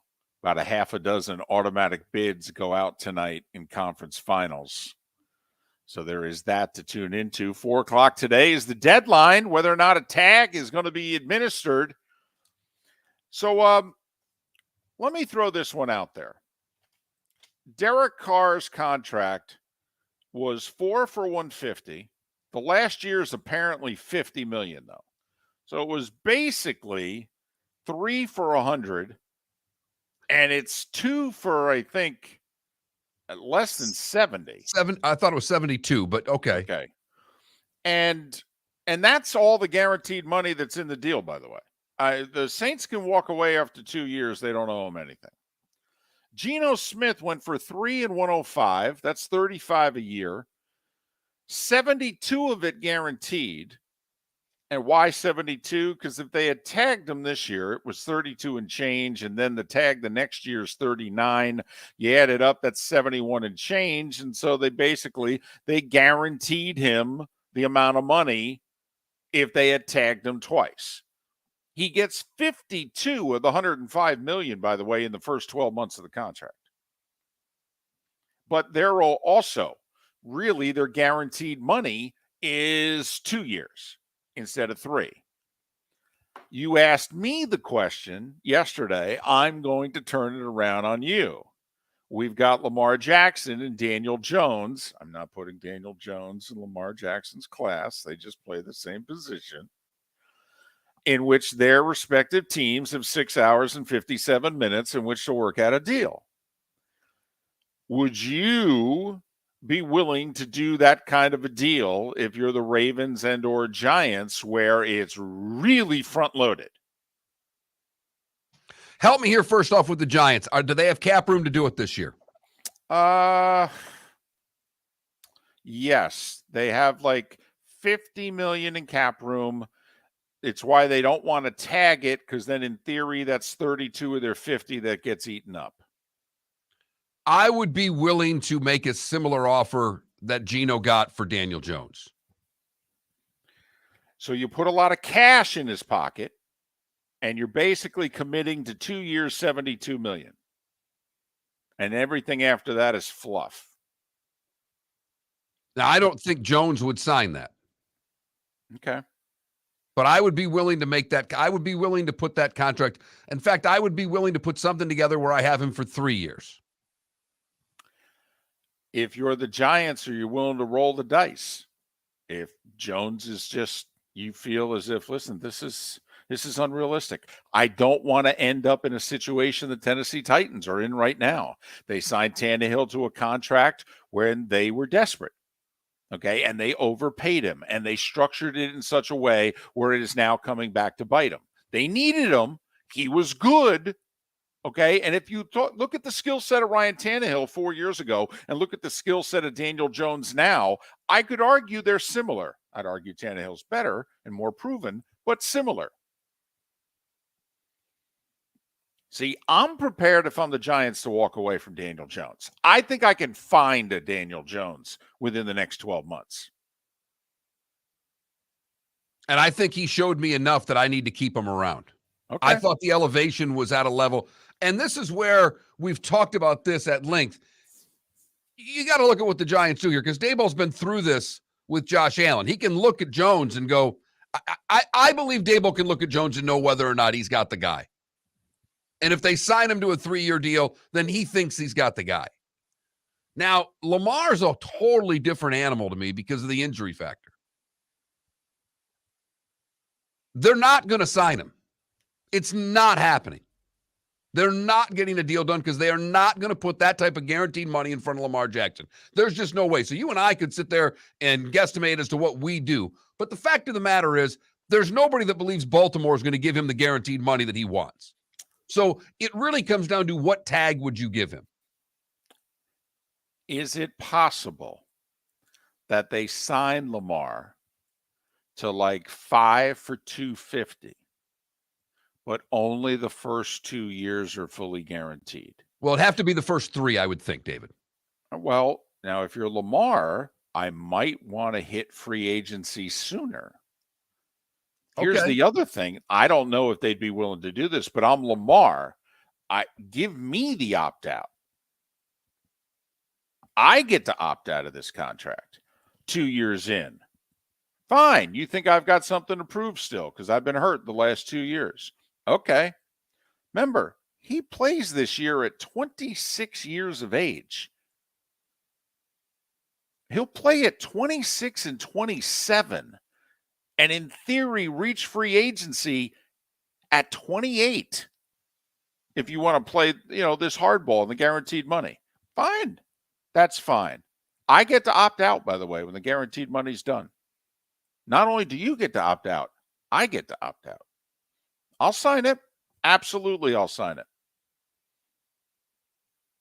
Because I'm with you. I ain't giving him 200 plus It's million. not. It's not even worth. It's not worth the audience even having to listen to us suppose that it would happen because there's basically 2 choices, 3 choices out there. Right. I think yours is the third, more of an outlier of signing a short-term deal. But then it's which tag are you going to place Lamar Jackson on? Those are the choices we're dealing with. But think of the bind that the Ravens are in. Okay, we just go by the contracts that were signed yesterday. Okay, let's forget the top 5 quarterbacks contracts. Lamar and he doesn't have his people. It's just Lamar. Lamar could look at him and go, well, Geno Smith just got $72 million guaranteed for the next 2 years. Well, then how much guaranteed should I get for the next 2 years? Is $100 million outrageous if he's getting 72? And they'll probably, he'd go, okay, 92? I ain't taking a dime less than 92. That's 46 a year, by the way. You don't want to guarantee me years 3, 4, and 5, that's fine. But if Geno Smith's getting $36 million a year for the next 2 years, I'm getting 46. I'll tell you that. And how can you argue with him? You can't. Now, I'm willing to walk away from Daniel Jones. Are you, Mark? I'm making you the Ravens. And obviously, you're not going to walk away and get nothing. You'd put a tag on him and trade him. But are you willing to move on from Lamar Jackson if you're the Ravens? He's 20. I'm not because not just am I moving away from Lamar, then I have told everybody I'm in a complete rebuild. I have built a team around Lamar Jackson. The whole style of offense that we run is based on how of our quarterback. Is there a short-term fix out there that you like and you think you're competitive with? They have an above-average offensive line, all right? They have a great tight end room. They've got a stable of running backs, although a couple of them have gotten hurt, all right? They don't have wide receivers. They don't have wide receivers, and I don't like their running back room because they've been banged up, David. Okay. And they're ready to win on defense. Okay, so would you then, if you're Baltimore, take your 2 first-round picks for Lamar, send them to Atlanta? By the way, that means you'd get the 8th pick in this year's draft. All right, but think about it. They'd have 2 first-round picks in this year's draft, multiple other picks that they always have. Knowing Baltimore, they could sit back at 22, and the Texas running back will fall in their hands. All right, and because always a top 10 player in the draft falls to the Ravens, wherever they're drafting in the 20s. And, they could, who knows, draft the best wide receiver in the draft at 8, which would be a little high, but they need him. You know what I'm getting at here. Or a pass rusher. Who knows? Jalen Carter might stay on the board. They might walk away with Jalen Carter and Deshaun Robinson at 8 and 22, for goodness sakes. Who could be the 2 best players in the draft. Would be very Ravens-like right there, yes. David. Okay, but do you then, for short term, do you go, we're going to go Baker, we're going to go Jimmy Garoppolo, okay? Because now you got to develop an offense. I got to get 3 wide receivers tomorrow, and I probably need 1 more running back. And that's why I'm not willing to walk away from Lamar. You described all of the reasons. That team is 100% built around that quarterback. Until they're not. It's 5 guys. I mean, it is. It's they need 5 guys. They need one more running back. They have to replace the quarterback. They need to get 3 wide receivers. Remember, it's a deep draft for wide receivers. I mean, you know how the Ravens with those picks in the mid rounds, they get boom, boom, boom. They could probably get 2 of them. Just curious. If you're the Ravens, you wouldn't. I wouldn't. I would. I'm willing to. Mark, I love my diva wide receivers. Oh, I know, but you're not drafting diva wide receivers because there's not any diva wide receivers really in this draft. You're drafting receivers that are not diva-like, which is against your protocol. I know. It's a very disappointing draft for me. I could just draft Will Levis, though, because he is a diva wide receiver at quarterback. My goodness. My cannon, as he refers to his arm. My cannon. That's going to go over well when he makes his way to training camp. Will Levis, Ray Lewis. Ray Lewis, Ed Reed. I'd like you to meet Will Levis. Could you guys talk to him, please? Will, I don't want to say you have an ego problem, but I thought I'd bring in somebody to humble you. Somebody who was very humble during his playing days. Here's Ray Lewis. And when he's done with you, we're going to give you Ed Reed. Right. I like it. 21,000 is the text line, 21000. If you have any comments on where you'd go with either of these teams, talking a little Giants and a little Ravens, as they have decisions to make today with franchise day upon us at 4 o'clock. What are they going to do with their quarterbacks? And from the Giants standpoint, the quarterback then leads to what do they do with the running back as well. And who else is going to get cut? I mean, if you're the Cowboys, I mean, how important is it to keep Zeke? He's 16.7 against the cap. That's not his salary, but it's his cap figure this year, 16.7. It's just like Dak. Dak's salary is not his cap figure. His cap figure is 49. I mean, think about that.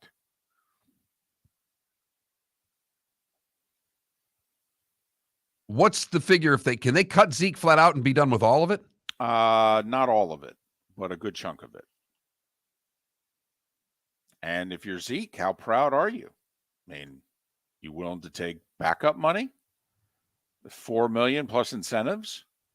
Miller and Moulton, Florida Sports Network. David Moulton for Napa, Napa Auto Parts, and Napa Filters. Insist on Napa filters for your vehicles, or if you're a do-it-yourselfer, only buy Napa filters. Napa has a filter for almost anything on earth that moves, whether it's motorcycles, foreign and domestic cars, vans, SUVs, earth-moving equipment. You get the idea. Napa Auto Parts, Napa filters. Insist on them for your vehicles, or if you're a do-it-yourselfer, only buy Napa filters. Mark Miller for SWFL Golf Carts, or online, flgolfcarts.com. If you're looking for a golf cart, an e-bike, or an e-motorcycle, go visit Alex and the gang at SWFL Golf Carts. flgolfcarts.com online. Check out their whole inventory. If you're looking for a custom cart, they can take care of you. 2-seater, 4-seater, 6-seater, they've got you covered. E-bikes, nobody better for value and service. E-motorcycles, check them out. Again, flgolfcarts.com. flgolfcarts.com. The waterways of Naples are a beauty to behold, and the Bayfront Inn has multiple ways for guests to enjoy the water and have some fun. Gather your family and friends and enjoy a leisurely day on the water with a pontoon or deck boat. If you prefer to explore the waterways without a motor, the Bayfront has canoes, standboards, and kayaks. At the end of your journey, enjoy lunch or dinner at the Bamboo Tropical Bar and Grill. The Bayfront Inn. Something for everyone. On 5th Avenue in Naples. Located on the East Trail, locally owned Naples Tiki Bar and Grill is an outdoor eatery next to the Hitching Post Shopping Center. Island-inspired food with a true tiki theme. The best place in Naples to enjoy the beautiful weather in Southwest Florida. The Naples Tiki Bar and Grill offers a great menu for dine-in or takeout. Enjoy our famous pulled pork, huge burgers, and tiki bar cocktails. Don't miss happy hour every day from 3 to 6 and live music 7 days a week. See you soon at the Naples Tiki Bar and Grill, 11498 Tamiami Trail East. You were listening to Miller and Moulton on the Florida Sports Network.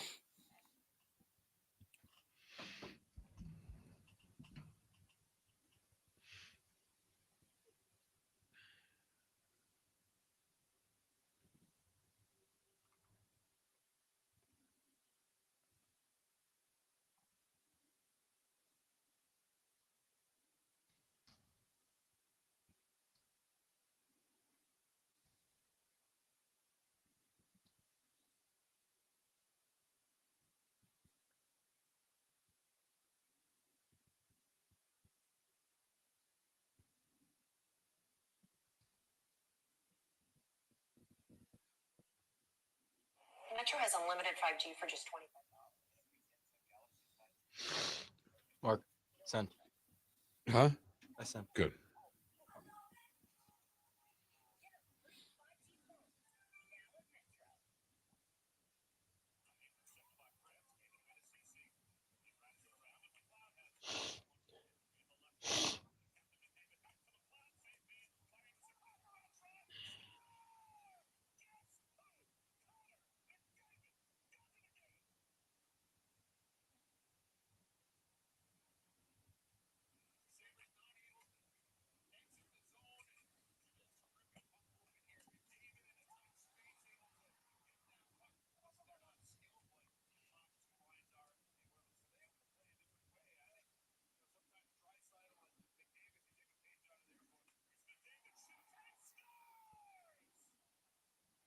Golly. What's that? McDavid's game winner last Oh night. yeah. Yeah. No speed through the zone. And roofing it. Golly.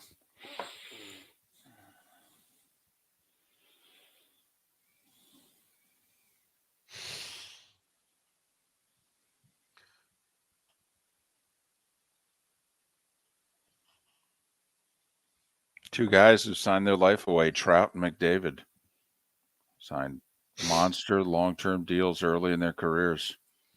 Did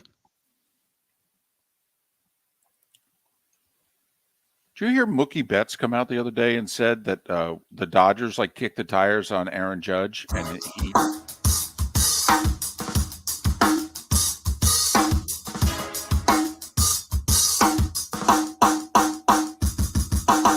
Welcome back to Miller and Moulton, only on the Florida Sports Network.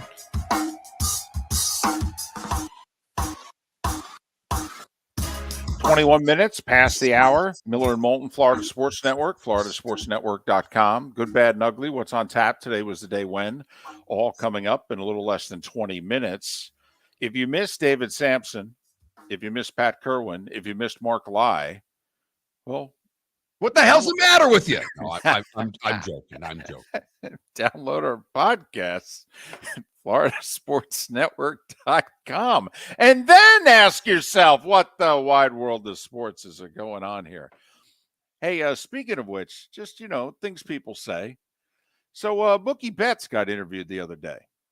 And somehow, some way, Aaron Judge came up. And he was like, yeah, I told the Dodgers during the offseason if they wanted to go after Judge, I'd move to second base. I'm sorry, what? But you're the best right fielder in baseball. You've got the second biggest contract in baseball. You're going to move where? Yeah, taking a look, we're kind of set here, we're set there. And, to get Aaron Judge, I'd move to second. Oh, okay. I will say, once you got $365 million coming, go anywhere you want me to go. Right, put me wherever you want, Coach. I'll go to the bullpen, for crying out loud. Where do you need me? Skip, where do you want me to play? Where do you want me to hit? Just going to throw this out there now that the pitch clock, because remember, this was the end of Western civilization as we knew it. If you added a clock to baseball, the one sport that doesn't have a clock, the last thing in the world we could ever do is add a clock. Apparently, it took 3 days of spring training, and everybody's like, this ain't so bad. So, can we revisit? Because what was the pitch clock meant to do? Besides speed up the game, make the game more entertaining. Right? People won't commit to 3+ hours, but they'll commit to 2.5. And if you're going to shorten these games closer to 2.5, I'll give this sport maybe a look-see. Okay, can we revisit the last 2-3 innings again? I mean, in honor of the PGA Tour, Mark, and their elevated events, if you're Major League Baseball, once we get to pick the inning, 7th or 8th inning, you get to put anybody up at the plate that you want. Okay, as long as you weren't getting rid of the clock, because I turned the microphone, I raised my shoulders, my forehead got a little wrinkled, and I was about to come at you. I had no idea where you were going there, and I am so happy right now that because earlier in the show you had suggested, is the clock a good thing late in the games? And I was a little nervous. I asked David Samson, does he feel the clock will get in the way with some of the late inning drama? And he's like, no. Okay, fine. I thought it was a legitimate question to ask, though. But now, in honor of the PGA Tour and the elevated events, all right, we're Major League Baseball. We play a certain game for 6-7 innings. And then in the last 2 innings, because you know why we're doing these elevated events? Because people want to see the stars, right? I mean, that's why the PGA Tour is doing this. If you listen to Tiger and Rory and Rahm and Homa, it's because, well, people want to see us. Well, okay, Major League Baseball is the same thing, right? I mean, don't I want to see Aaron Judge hit in the 7th, 8th, and 9th innings? I mean, just to take it to football, what do we get at the end of the game? We get the quarterback going down the field. Right. What did we get in the Super Bowl? We got Patrick Mahomes dealing, making things happen, trying to win his team a Super Bowl. The best quarterback, the best team. Here we go. NBA, we all know, take a look at the team and the players, and we all know, well, it's either this guy or this guy who's going to have it here on the possession because they're the best players. Okay. Once again, we get to and I'll be conservative.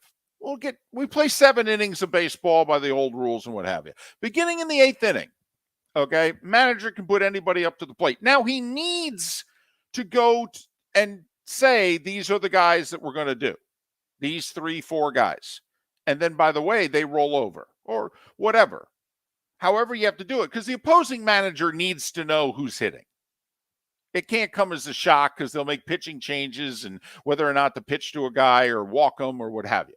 But I'm just wondering, in honor of elevated events, okay, if you're Major League Baseball, is your next step to, listen, we put a clock in the sport. Why don't we change the last half hour? Can we just, I mean, I know where you're going, and I like you advancing this. I would like to get through a season of the clock and just see if this experiment works before we start adding. Because if the games get to a decent time frame, they may not need to do anything else. The ball may be in play. We may be stealing bases. The game may look and feel a hell of a lot differently in a year. I understand, but how could what we are talking about make the game worse? Now, I get to see Mike Trout and Ohtani hit in the 8th and 9th inning every game. Can I ask, so you're just batting for, in your rules, are we doing the whole lineup and we're just starting with new players, or are you just batting 4 players and they bat again? Oh, yeah. To me, you make here's a crazier idea. Okay, we get to the 7th inning and we reduce the lineup from 9 to 6. Okay, you say here's our, because if you think about it, at the end of games in other sports, in hockey, what do? They shorten the bench at the end of the games. They try to basically go with 2 lines if they can, in the really down the stretch of a hockey game, if they can. They certainly narrow it down to 2 defensive pairings. In the NBA, we know the 5 guys, 6 tops, that are going to be playing in the final 6-8 minutes of a game. How crazy is it at the end of a baseball game to shorten your lineup from 9 to 6 and post the 6 and go, these are the 6 guys, and it rolls over? What if I just countered with, we go to the top of the lineup in the 8th and the 9th? Little less radical than what you're talking about. But in the 8th inning, the 9th inning, we just start with the first batter. You start with the top of your order. Okay, and so basically if 3 guys or 7 guys bat in the 8th, we go back to the top of the order in the 9th. Fine. I'm fine with that. It's very simple. Everybody understands it. Because that's what I'm trying to do. I don't need a whole new lineup that sounds, and I'm not saying they couldn't pull it off, but all of a sudden the manager walks out in the 8th and goes, here's my new lineup. No. You set your lineup, and you know in the 8th inning that you can raise your hand just like they do 4 pitches. No, we go right to the top of the order. That's fine. I'm fine with that. Yeah, simple, easy to understand for everybody. Yeah, I like it. And in theory, you got to make your lineup accordingly. Absolutely. 3 hours before the game there, when you're working on your lineup, you're like, well, this is who I, may want in the 8th and 9th innings here. Now it means that you get a lot of, Mike Trouts and Aaron Judges of the world batting either first or second. Well, in the modern game, where are these guys batting? They're batting first or Ohtani's led off before, for goodness sakes. So's Judge. And certainly hitting second. It's funny how in a generation, if you go back and ever look like the great Yankees teams of the late 90s, I mean, think about it. Chuck Knobloch batted first, Derek Jeter second, Paul O'Neill third. You know, we eventually got to Bernie Williams and Posada and what have you. Nowadays, batting Derek Jeter second? Are you serious? I don't care if he's a 310 hitter. I'd either bat him first or eighth in the modern game. Can't bat this guy second. I bat Mike Trout second. I bat Ohtani second. No, I'm not saying it's right. I'm just saying in just a generation, that's how the game has changed. You don't have table setters anymore for the big bats 3 through 6. No, because everybody's a big bat, for crying out loud. If you're not a big bat, there's not much room for you in the game. Right. You move them up. You put the table setters at the bottom of the lineup to do what? Roll the lineup over. So now, hey, listen, we got a clock. And apparently most people are fine with it. So I'm just throwing it out there. We don't do this, or it's obviously not going to happen right away. Okay. I don't think it could happen during the CBA, which has 3-4 more years. But I'm just throwing it out there. Oh, it could. Manfred jammed all this stuff without a CBA. The commissioner can get in what he wants. He's proven that. If you were him, would you try this beginning next year in the minor leagues? I would. I'm fine with experimenting with something like that in the minor leagues and see how it works. Okay. That's in honor of the elevated tour, Mark. The PGA Tour. Elevated events.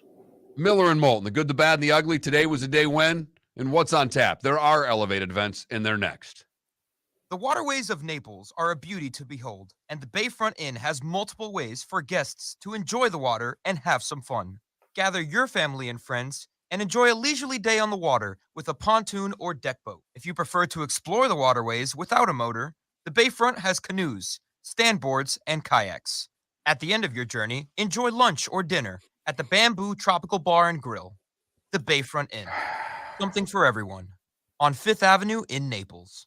Located on the East Trail, locally owned Naples Tiki Bar and Grill is an outdoor eatery next to the Hitching Post Shopping Center. Island-inspired food with a true tiki theme. The best place in Naples to enjoy the beautiful weather in Southwest Florida. The Naples Tiki Bar and Grill offers a great menu for dine-in or takeout. Enjoy our famous pulled pork, huge burgers, and tiki bar cocktails. Don't miss happy hour every day from 3 to 6 and live music 7 days a week. See you soon at the Naples Tiki Bar and Grill, 11498 Tamiami Trail East. David Moulton for Napa Auto Parts, and Napa Filters. Insist on Napa filters for your vehicles, or if you're a do-it-yourselfer, only buy Napa filters. Napa has a filter for almost anything on earth that moves, whether it's motorcycles, foreign and domestic cars, vans, SUVs, earth-moving equipment. You get the idea. Napa Auto Parts, Napa filters. Insist on them for your vehicles, or if you're do-it-yourselfer, only buy Napa filters. Mark Miller for SWFL Golf Carts, or online, flgolfcarts.com. If you're looking for a golf cart, an e-bike, or an e-motorcycle, go visit Alex and the gang at SWFL Golf Carts. flgolfcarts.com online. Check out their whole inventory. If you're looking for a custom cart, they can take care of you. 2-seater, 4-seater, 6-seater, they've got you covered. E-bikes, nobody better for value and service. E-motorcycles, check them out. Again, flgolfcarts.com. flgolfcarts.com. You are listening to Miller and Moulton on the Florida Sports Network.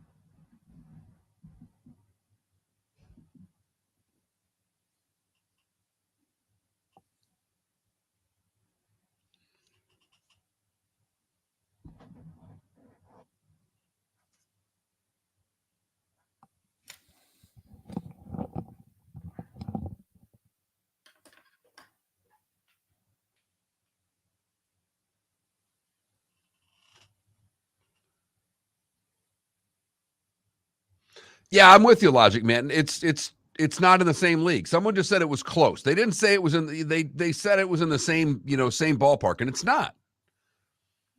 And I only got it because I brought the kid lunch at school and she wanted Culver's, so I had to get something for myself. It's just fast food. It's not good.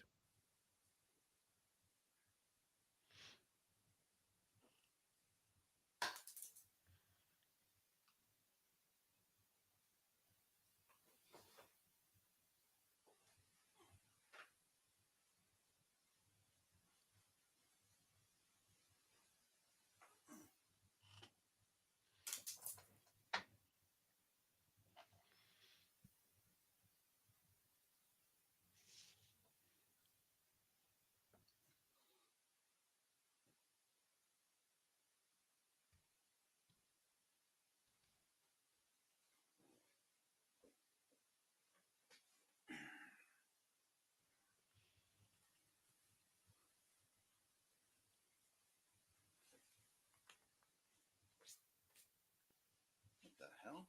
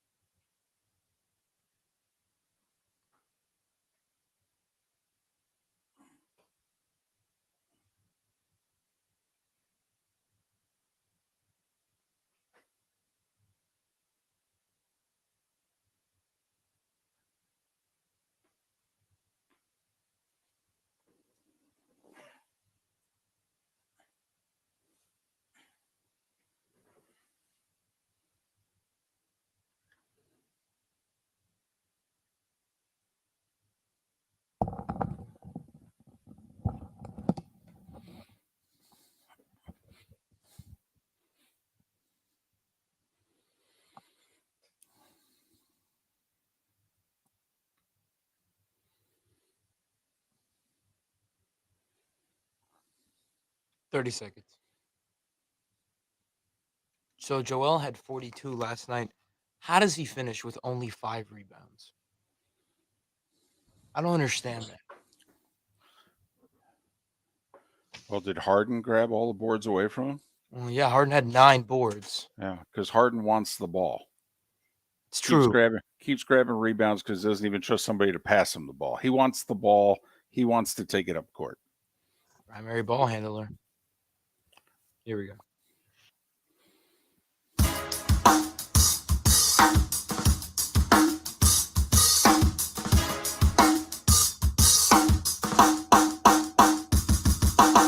Welcome back to Miller and Moulton, only on the Florida Sports Network. 22 minutes till the top of the hour, 17 until we're out of here. The home stretch of Miller and Moulton on this first Tuesday of March. Thanks so much for being with us. Seth Everett on the show tomorrow. Also, John Wood from NBC The Golf Channel. It was Seth's birthday yesterday. Was it really? Huh. How about that? I almost texted him. I figured I'd wait till tomorrow to wish him a happy birthday. I don't think he wants to be bothered by us more than once a week. I don't think so either. Also, it was nice of the Devils not to schedule a game on his birthday. Then this way, he could enjoy maybe getting, I don't know, his daughter's getting him something, the wife being nice to him, something. Yeah, I think he'd have preferred a Devils game. I mean, on your birthday, would you prefer a Rangers game or no Rangers game? Well, I must admit, his kids are still at the age where, the kids still like him. They want to be around him. Once those years are over and it's just you and the missus, oh, yeah, give me the hockey game. Okay. But, when the kid still wants to, get on the couch and be near dad and, hey, Dad, want to watch this game together? Sure, honey. Yeah, it's fun because the daughters now, there's been a lot of basketball on. And so she knows, I'm a Spartan. That's where my loyalty is for hoop. But we've had NBA games on. And out of nowhere, she told me she liked the Lakers. Oh, my goodness. Oh, no. I've got no problem with the Lakers. Well, does she like LeBron? I don't think she has an opinion. She just maybe likes the jerseys. I have no idea. It was unsolicited. She said, I go, who do you like? She says, I like the Lakers, Dad. She's Felipe. 8. I have no idea where it came from. Felipe, you have to remember, she's only been watching the NBA recently. She hasn't seen LeBron. Because he hasn't been playing. Well played, David. Well played. It's time for someone to take back this segment, if for no other reason than to stop David from talking about Meghan and Harry. Here's Mark Miller with Today Was the Day When. We start today in 1857 when baseball decides that 9 innings constitutes an official game, not 9 runs. Thank goodness we've been playing these games forever. Yeah, really. In 1870, the Cincinnati Red Stockings, the first professional baseball team, began an 8-month tour of the Midwest and the East. 1876, Alexander Graham Bell receives a patent for the telephone in the United States. 1887, North Carolina State University is founded. Today in 1917, the first jazz record is released on a 78 by the original Dixieland Jazz Band. Auld Lang Syne is recorded today for the first time in 1939. The first cadets graduate from flying school at Tuskegee in 1942. Today in 1962, David, a groundbreaking report, Smoking and Health, published by the British Royal College of Physicians, the first measured report to warn of the dangers of smoking. Before then, they just thought inhaling lung darts was good for you. Right. Wait, there's something wrong with this? How? Wait a minute, I'm lighting it on fire and I'm inhaling it in my body. How can this be bad? Wait, this could be bad for my lungs? Today in 1982, the NCAA tournament selection is televised live for the first time. And 82, you say? 82. Yeah. Think about how that tournament ended, too. Georgetown, Carolina. The Nashville Network begins on cable today in 1983. You had to be there. It was big in the 80s. Big. Gretzky breaks his own NHL record with his 136th assist in one season today in 1986. Tyson in 87 beats Bone Crusher Smith in 12 to unite the WBC and WBA heavyweight boxing titles. Today in 2009, at the age of 17, Neymar makes his professional debut. And in 2011, he was no longer winning. Charlie Sheen was fired from 2.5 Men. Franco Harris and J.R. Richard would have both been 73 years old today. Those celebrating birthdays, Lynn Swann is 71, Tommy Kramer is 68, Bryan Cranston is 67, Tom Lehman 64, Yvonne Lendl and Joe Carter are both 63, Jesper Parnevik, Steve Berline, and Flipper Anderson are 58, and Jeff Kent is 54. What did I miss, David? I felt like this list was a little light today. Sunday, Bloody Sunday was today in 65. Selma, Alabama. It's where John Lewis was beaten. Was just referred to as Bloody Sunday. But so today was that dubious anniversary 58 years ago. By the way, Jeff Kent, whose Hall of Fame support keeps getting worse. It's the strangest thing. Certain candidates, their Hall of Fame support, like Scott Rowland in 5 years went from, come on, to the Hall of Fame. And Jeff Kent is going the opposite way? Have the numbers changed? War, David. Oh, that's right. War. What's it good for? Absolutely nothing. Say it again. You've heard folks elsewhere mock Florida is gonna Florida. Well, Mark Miller sees it differently. He calls it the good, the bad, and the ugly. What you got, Mark? Whately, Massachusetts held a special meeting, or is holding a special meeting, as the new owners of Club Castaway would like to reopen their strip club, but their plans are to transition the strip club to a topless marijuana dispensary. Hold on a second. We are going from a strip club and we're going to, class up the joint, I guess? And go topless marijuana. What? I mean, you called it a joint. My guess is they'd want it, seen as what? Dispensary. Yeah, it would. I mean, I've got a name for it. What's that? I don't know if I can say the first word on air, but it rhymes with doobies.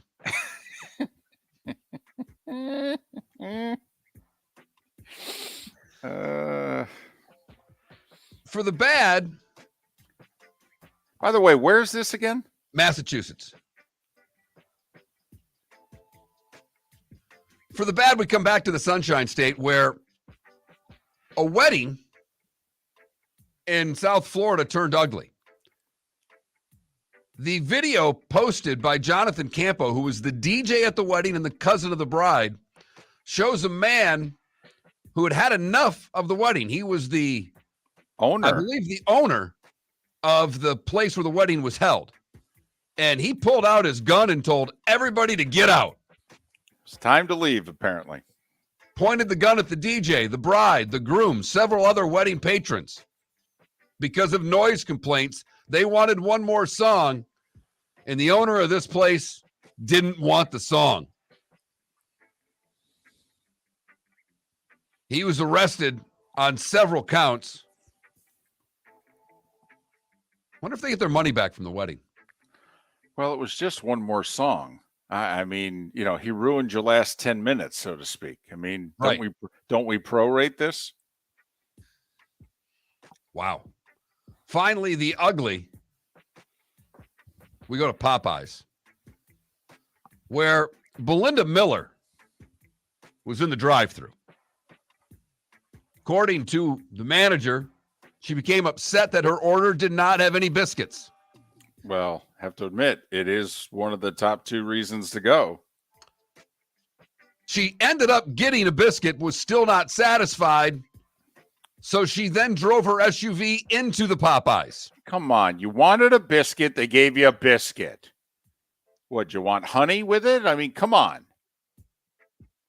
She left after nearly hitting an employee while driving into the front doors of the Popeyes. She left, went home. Police found her at her home where the SUV had front-end damage.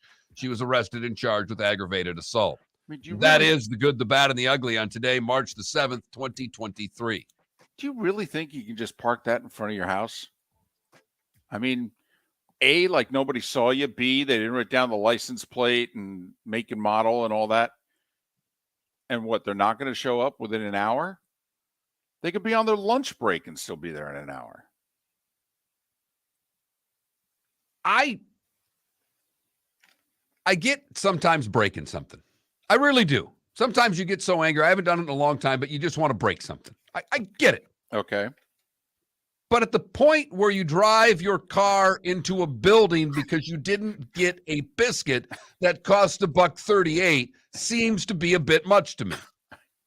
Really does. I mean, can't you park the car, go in, complain in person? Yell at a manager if that makes you feel better. Where's my honey? Maybe you could get a second biscuit. I mean, who doesn't love a biscuit? Well, I'm telling you, it's one of the top 2 reasons to be in the drive-thru at Popeyes. By the way, slightly underrated. What, Popeyes? Yeah. No. It's rated. We love that chicken from Popeyes. I'm just saying, the place that gets talked about almost exclusively is Chick-fil-A. And I think that, it's a solid number 2 is what I'm saying. I think That's why I think it's underrated. I think real fried chicken lovers know the better option. Oh, It's boy. Popeyes. Oh boy, there's a poll question right there. There is a poll question. We used to do those. NBA tonight. Orlando's at home. They're a 7-point dog to Milwaukee. I had a good week with those poll questions, David. They went away really. I mean, I had a good, solid week. We had one, right, at 2% of the year. You weren't great for 1 week. The Knicks haven't lost since Mark started doing poll questions, and they're hosting Charlotte.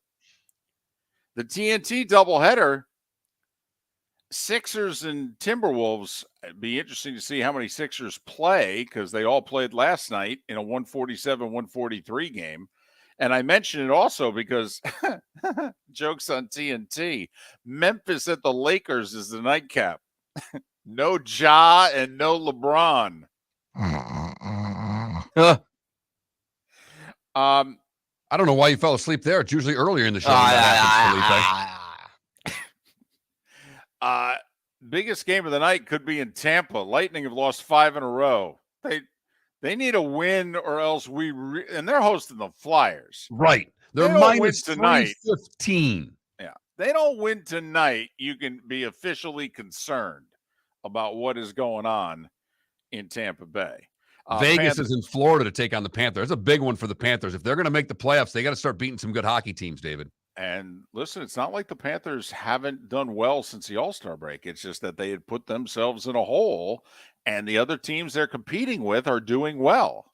So they're like 5 points back for the final playoff spot and don't have games in hand. The two other best games of the night are probably Toronto at the Devils and Calgary, Minnesota is a key game. Calgary fighting for the last playoff spot. Minnesota for playoff positioning. There are 5, Mark. Not 1, not 2, not 3, but 4, but 5 conference championship games tonight. One is completely meaningless. The Northeast Conference, FDU, already has the automatic bid because they're playing Merrimack, who's in transition from D2 to D1 and can't get the bid. Here's what I don't understand. They do the same thing in women's hoops, Mark, but they allow the champion to go to the NIT in women's basketball. So like if this was the NAC Women's Championship, Fairleigh Dickinson would have the automatic spot in the tournament. We get that. But if Merrimack won, they'd go to the NIT. The men don't do that. Like Bellarmine last year, they didn't get to play in the NIT, even though they won the ASUN. Same with Merrimack. Unless they're the regular season conference champion, because like Bellarmine wasn't. So Merrimack's season could end tonight and end as a champion. But Northern Kentucky, Cleveland State for the Horizon. UNC Wilmington against Charleston, who's won 30 games. And nobody has them getting an at-large if they lose tonight. Bingo. For the Colonial, UNC Wilmington against Charleston. Gonzaga and St. Mary's for the West Coast Conference. They do that every year, seemingly. And North Dakota State doing it again. They upset South Dakota State. They'll play Oral Roberts. Oral Roberts, a bubble team with 29 wins, but most people feel they won't get in if they don't win tonight. Playing for the Summit League title. So that's what's going on in a little smaller conference basketball tonight as more teams looking to punch their ticket to the dance. Florida State, Georgia Tech to open up the ACC tournament tonight as well. Miller and Moulton. We'll join you for a Hump Day edition tomorrow. Thanks for listening. Ladies and gentlemen, once again. Yeah. Hi. Excuse me. Hey, the line starts back here. Ma'am, if your party's not here, you're going to have to go around again.